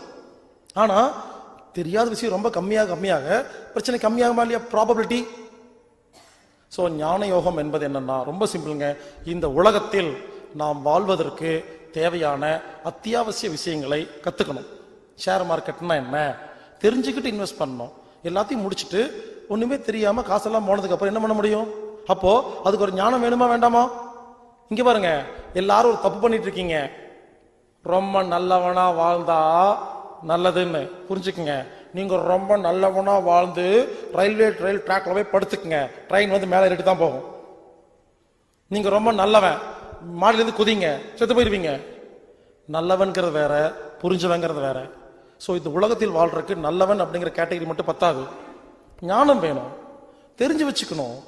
பல பேர் கெட்டு போற காரணம் தெரியுமா? திமிரா இருப்பாங்க. நான் ரொம்ப நல்லவன், எனக்கு எந்த கஷ்டம் வரக்கூடாதுன்னா அப்படியெல்லாம் கிடையாது. நல்லவங்கிறது வேற, ஞானம் உள்ளவங்கிறது வேறங்க. அதனால இன்னையிலிருந்து எந்த ஒரு ஃபீல்டையும் விடாதீங்க, சரிங்களா? எல்லா புக்கையும் படிங்க, எல்லா ஆசிரமத்துக்கு போங்க, எல்லா பயிற்சியும் கத்துக்குங்க, எல்லாரும் சொல்றதை கேளுங்க, புரிஞ்சுக்குங்க. பல பேர் ஒரு லிஸ்ட் வச்சிருப்பாங்க, இவர் பேசாத நான் கேட்க மாட்டேன் அப்படின்னு. நான் என்ன கேட்கறேன்னா, போய் கேளுங்க, யாருமே தப்பா பேச மாட்டாங்க. அதாவது கொஞ்சம் பர்சன்டேஜ் இருக்குமா இல்லையா? எல்லா புக்கையும் படிங்க. ஒரு புக்கு படிச்சீங்கன்னா அந்த புக்ல ஆரம்பத்துல இருந்து கடைசி வரைக்கும் தப்பு தப்பா தான் எழுதியிருக்கும். அட்லீஸ்ட் தப்பா புக் எழுதுறது எப்படின்னா கத்துக்கலாமா இல்லையா? ஒருத்தர் பேசும்போது எல்லா தப்பு தப்பா தான் இருக்கும், இப்படி எல்லாம் முட்டாள்கள் ஊழல் இருக்காங்கன்னு அட்லீஸ்ட் அதையாவது கத்துக்கலாமா இல்லையா? எல்லா இடத்துலயும் என்னமோ இருக்குங்க. யோசிச்சு பாருங்க, இந்த 5 நாள் நான் பேசுறதெல்லாம் ஒரே இடத்துல உருவறது கிடையாது. எங்கெங்க இருந்தோ ஒவ்வொன்னா எறும்பு சேர்த்துற மாதிரி ஒவ்வொன்னா சேர்த்தி மொத்தமா கோர்வையா கொடுக்கறனா. நான் ஒரு புக்கு படிச்சிருப்பேங்க 500 பேஜுக்கு. அந்த 500 பேஜ்ல எதுவுமே உருப்படியா இருக்காதுங்க, ஒரே ஒரு வார்த்தை மட்டும்தான் இருக்கும். அந்த வார்த்தையை நான் உள்ள சேர்த்தனால தானே இன்னும் மெருகேறுது.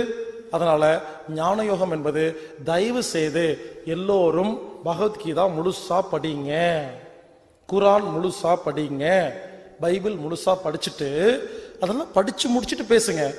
எதையுமே படிக்கிறது இல்ல, ஒண்ணும் பண்றது இல்ல, சும்மா பேச வேண்டியது. அதுல எல்லாம் இல்ல இதெல்லாம் இருக்குன்னு நீங்க படிச்சிருக்கீங்களா? இல்ல. ஏதாவது பேசுறதா இருந்தா முழுசா படிச்சு முடிச்சுட்டு அதுல இருக்கு இல்லைன்னு சொல்லுங்க. படிக்காம பார்க்காம பேசாம நம்மளே ஒரு கற்பனை பண்ணி அதுல இருக்காது அப்படின்னு பேச வேண்டாம்.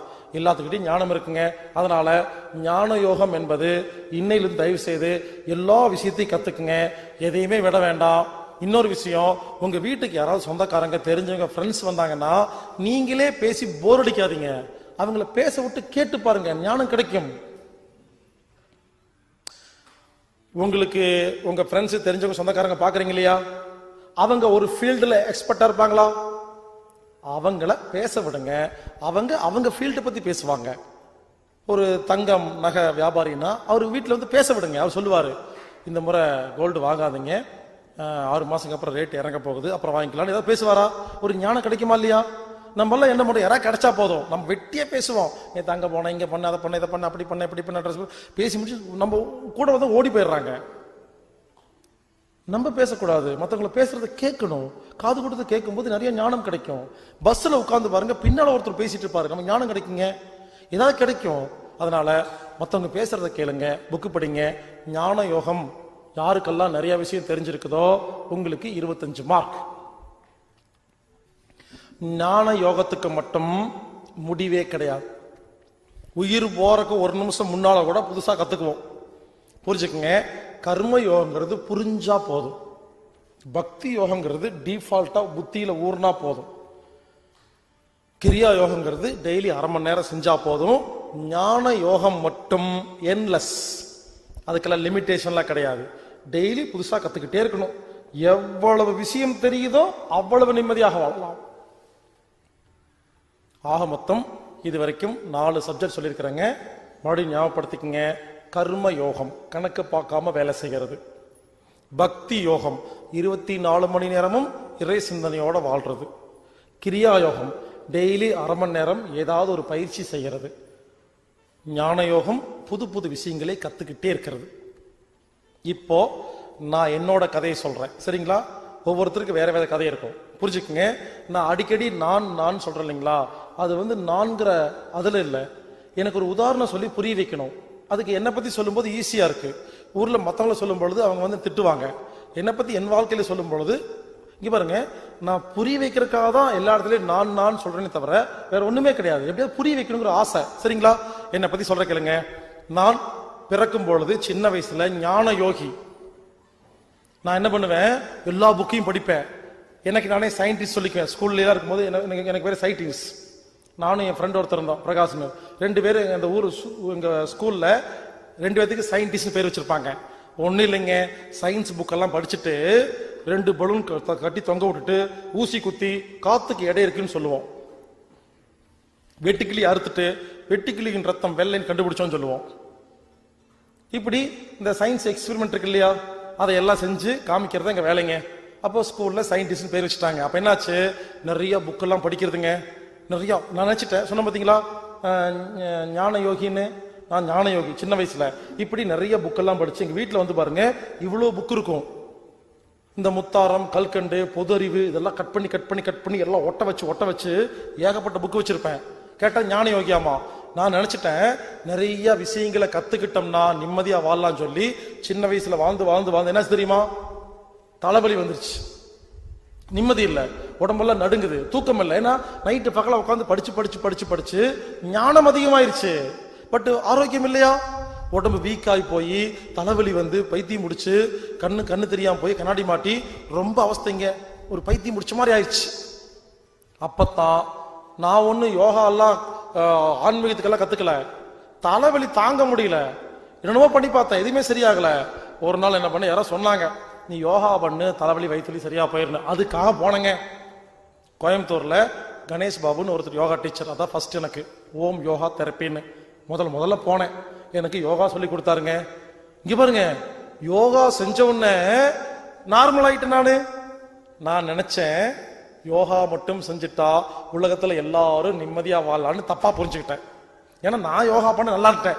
என்னாச்சு, யோகா எல்லாம் பண்ணி நல்லான உடனே என்ன நானே யோகா டீச்சர்னு பேர் வச்சுக்கிட்டு வெள்ளை போட்டு சுத்திட்டு இருந்தேன் கொஞ்சம் வருஷமா, பைத்திய மாதிரி. யோகா தான் எனக்கு ஒண்ணுமே தெரியாது. யோகா யோகா யோகா வெள்ளையும் போட்டுட்டு ஜிப்பா போட்டுட்டு ஊர் சுத்திட்டு இருப்பேன். எல்லா ஸ்கூலு காலேஜ்ல எல்லாம் கோயில்ல எல்லாம் போய் நானே போய் பேசுவேன். இலவசமா யோகா சொல்லி தரேன்னு சொல்லி பெரிய பேனர் மாட்டிடுவேன். அந்த குறிப்பிட்ட டைம்ல பைக்ல பெட்ஷீட்லாம் எடுத்துட்டு போவாங்க. யாருமே பெட்ஷீட்டே கொண்டு வர மாட்டாங்க. 15 பெட்ஷீட் எடுத்துட்டு போவாங்க. பைக்ல எடுத்துட்டு போய் விரிச்சு வச்சு எல்லாம் வெயிட் பண்ணுவேன்.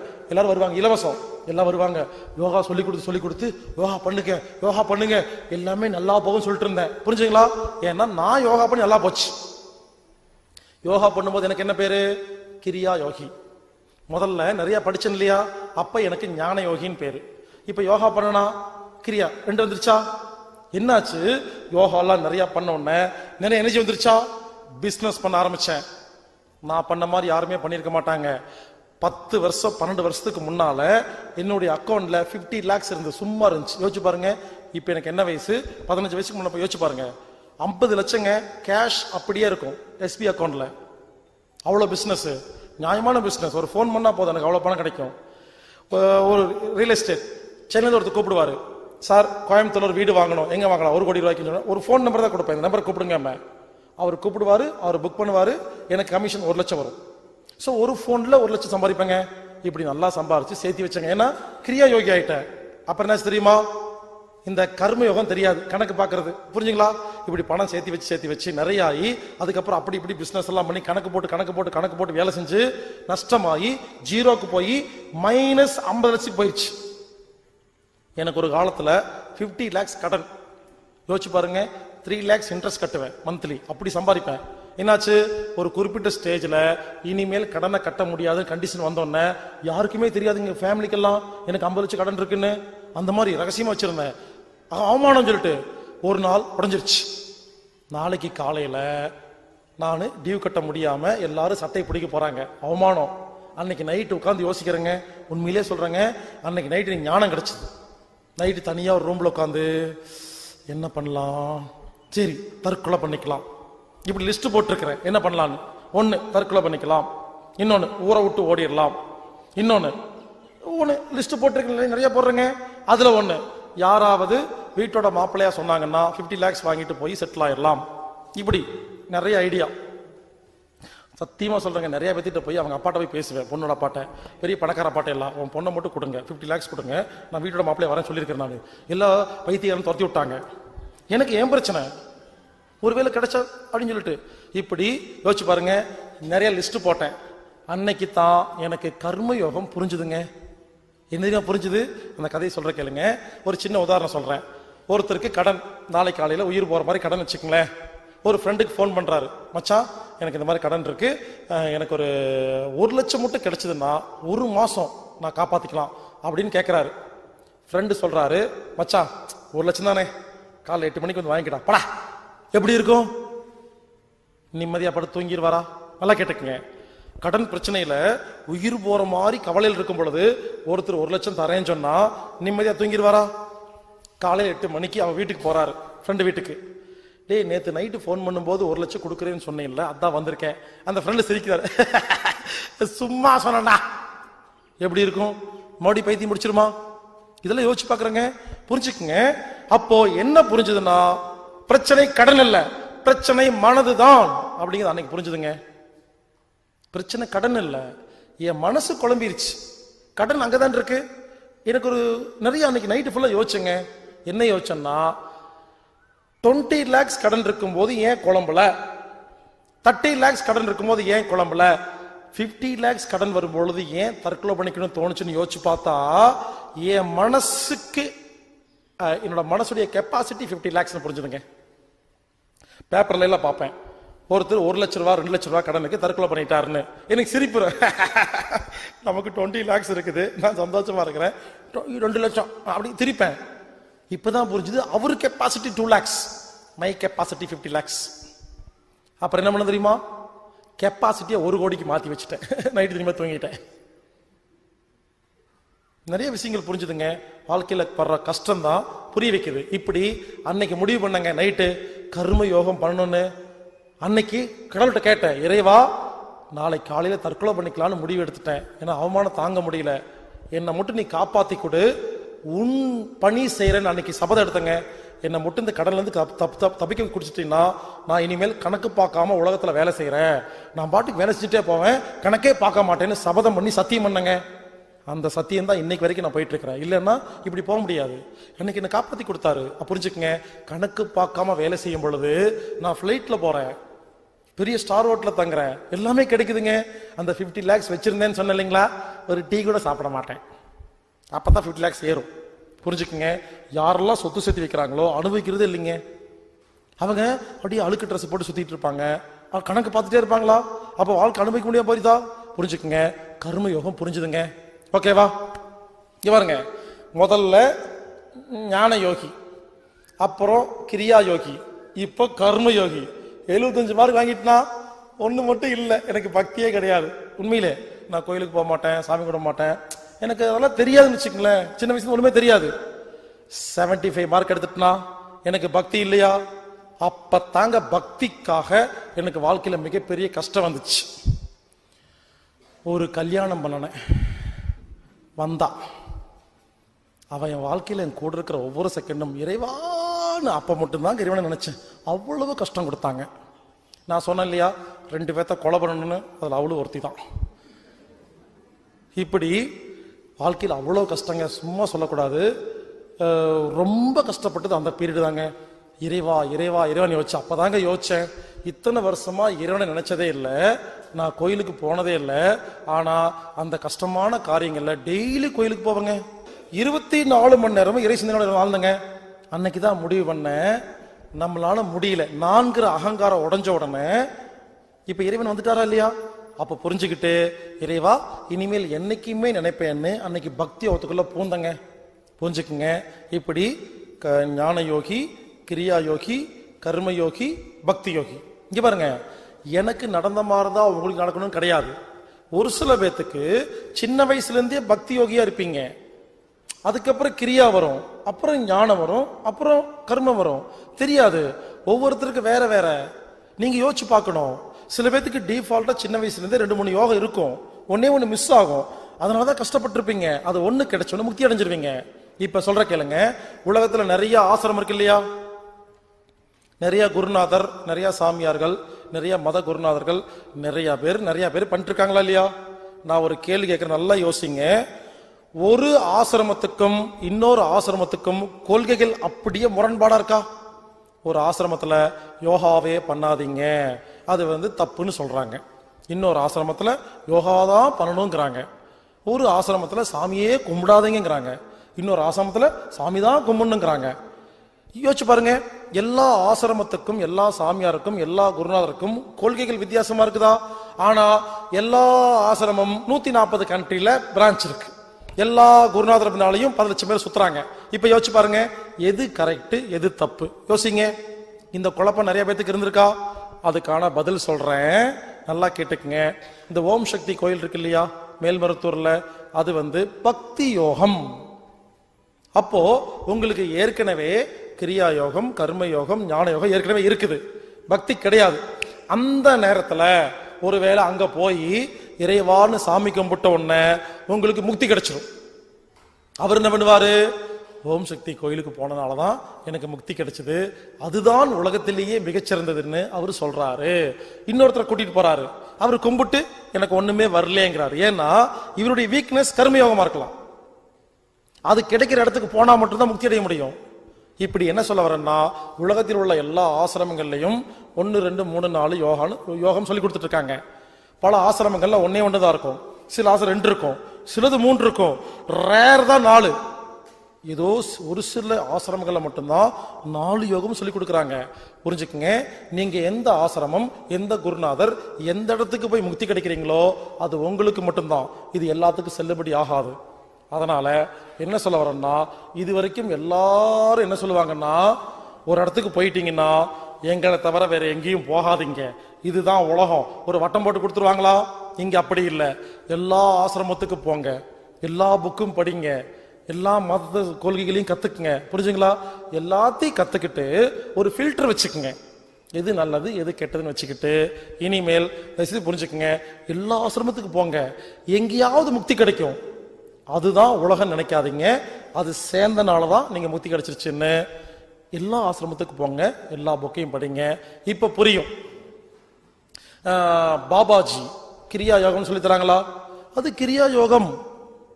சில இடத்துல கர்ம யோகம், இந்த பகவத்கீதா கிளாஸ் நடத்துவாங்க பாத்தீங்களா, அதெல்லாம் பாத்தீங்கன்னா இந்த கர்மயோகத்தை பத்தி நிறைய பேசிட்டு இருப்பாங்க. ஆக மொத்தம் எல்லாருமே எல்லாமே சொல்லி கொடுக்குறாங்க. நீங்க என்ன பண்ணணும், எல்லா இடத்துக்கு போகணும். உங்களுக்கு எப்போ இந்த 4ம் ஒன்று சேர்ந்துருச்சோ அப்ப என்லைட்மெண்ட் கிடைச்சிரும், அவ்வளவுதான். புரிஞ்சுக்குங்க, இவ்வளவு சிம்பிளா யாரும் சொல்ல முடியாது, இவ்வளவுதாங்க, இதுதான் முக்தி. அதனால இன்னிலிருந்து உங்களுக்கு மார்க் போட்டுக்குங்க. கர்மயோகம், கிரியா யோகம், பக்தி யோகம், ஞான யோகம் 4க்கும் மார்க் போட்டுட்டு எது கம்மியா இருக்கோ அதை இன்க்ரீஸ் பண்ணுங்க. அதுக்கான தேடுதல் இறங்குங்க. அதை கத்துக் கொடுக்குற ஆளை போய் பாருங்க, அது சம்பந்தப்பட்ட புக்கு படிங்க, ஆடியோ கேளுங்க, வீடியோ கேளுங்க, எங்கேயாவது போங்க. ஆக மொத்தம் நாம் முக்தி அடைந்தால் தான் நிம்மதியாக வாழ முடியும். மறுபடியும் சொல்றேன், முக்தி அடைதல் என்பது யாரோ சாமியார்லாம் பண்ற காரியம் கிடையாது. ஒரு சாதாரண மனிதனும் முக்தி அடையலாம். இன்னொரு முக்கியமான விஷயம் சொல்றேன், எந்த ஒரு மனிதன் பின்னாலையும் ஓடாதீங்க. இறைவன் பின்னால ஓடுங்க, என்னைக்குமே பாதுகாப்பாக இருக்கும். பல பேர் என்ன பண்றோம், ஒருத்தர் நல்லா பேசிட்டாருன்னா போதும், அவர் பின்னாலேயே ஓட வேண்டியது, அவர் படத்தை வச்சுட்டு பூஜை பண்றது. நாளைக்கு டிவியில அவரை பத்தி தப்பா காமிச்சா எங்க போய் மூஞ்சி வச்சுக்குவீங்க? யோசிச்சு பாருங்க. ஒரு குறிப்பிட்ட மனிதன் பின்னால பல பேர் ஓடி போய் ஒரு நாள் டிவியில காமிச்சோன்னே அசிங்கப்பட்டு அவமானப்பட்டு அந்த போட்டோவை எங்கிட்டு வைப்பீங்க? அவமானமா இருக்கா இல்லையா? அவரை பத்தி ஊருக்கெல்லாம் பெருமையா சொல்லிட்டு திடீர்னு அவர் கேவலமான ஆளும் தெரியும் பொழுது எவ்வளவு சங்கடமா இருக்குது. இதுக்கு சொல்றேன்னா, தயவு செய்து புரிஞ்சுக்குங்க. இன்டர்நேஷனல் லெவல்ல என்ன பண்ணிட்டு இருக்கிறாங்கன்னா, யார் நல்ல காரியம் பண்ணிட்டு இருக்கிறாங்களோ அவங்களை அசிங்கப்படுத்தி அவமானப்படுத்துறதுக்குன்னு ஒரு குரூப்பே இருக்கு. இவங்க என்ன பண்றாங்க, அந்த ஒருத்தர் அசிங்கப்படுத்தினா அவரை ஃபாலோ பண்ற எல்லாரும் அசிங்கம் பண்ணிட்டு அந்த நல்ல விஷயங்களை ஃபாலோ பண்ண மாட்டாங்கன்னு பிளான் பண்ணி ஒவ்வொரு ஆசிரமமா ஒவ்வொரு குருநாதரையா பிளான் பண்ணி கோடிக்கணக்கா செலவு பண்ணி அசிங்கப்படுத்தி அவமானப்படுத்துறதுக்குன்னு ஒரு பெரிய டீம் இருக்குது. அதில் என்ன சொல்ல வரேன்னா, தனி மனிதன் பின்னால சுத்தாதீங்க, இறைவன் பின்னால சுத்துங்க. அது என்னைக்குமே சேஃப்டியா இருக்கும், முக்தி கண்டிப்பா கிடைக்கும். இவ்வளவுதாங்க. அதனால இனிமேல் நம்ம போற டைரக்ஷன் இங்க பாருங்க, முக்தி கிடைக்கணும்னு அவசியம் இல்ல, முக்தியை நோக்கி பயணம் பண்ணாவே ஜாலிங்க, அவ்வளவுதாங்க. உங்களுக்கு 24 மணி நேரம் இறை சிந்தனையோட வாழ வேண்டாம். நேத்து இறை சிந்தனையே இல்லை, இன்னைக்கு அரை மணி நேரம், நாளைக்கு 3/4 மணி நேரம். அப்ப இந்த 4 யோகமும் ஒரே நாள்ல 100 மார்க் வந்துடாது, கொஞ்சம் கொஞ்சமா முன்னேறணும். இன்னைக்கு ஆரம்பிச்சா ஒரு 5 வருஷம் 4 வருஷத்துல அந்த இடத்துக்கு போய் சேரலாமா இல்லையா? இதுக்குமே டைம் எடுத்துக்கும். அதனால முக்தி அடையிறதுக்கு இன்னிலிருந்து முயற்சி பண்ணுவோம். முக்தி அடைந்தால் நாம் நிம்மதியாக வாழலாம். பாருங்க, எல்லாரும் நினைச்சிட்டு இருக்கீங்க மனசை நிம்மதியா வச்சுக்கிறதுக்கு என்ன பண்றதுன்னா, அது சும்மா 5 நிமிஷம் உட்கார்ந்து தியானம் பண்ணாலும் கிடைக்காது. இதெல்லாம் தெரிஞ்சுக்கணும். இது எந்த அளவுக்கு தெரியுதோ நிம்மதியா வாழ்வோமா இல்லையா? கர்மயோகம் தெரிஞ்சிருச்சுன்னா கணக்கு போடாம இருப்பீங்க, அப்பே நிம்மதியா தூங்கிடலாமா? பக்தி யோகம் வந்துச்சுன்னா இறை சிந்தனை தூங்கலாமா இல்லையா? நான் ஒன்னும் பெரிய வித்தியெல்லாம் சொல்லிங்க, இப்ப சொன்னது எல்லாமே சாதாரண விஷயங்கள், புரிஞ்சுக்கிட்டா போதும். அதனால கர்மயோகம், கிரியா யோகம், பக்தி யோகம், ஞான யோகம், 4 யோகத்தையும் நாம் கையில் எடுத்துக்குவோம். முக்தி அடைவோம், நிம்மதியாக வாழ்வோம்.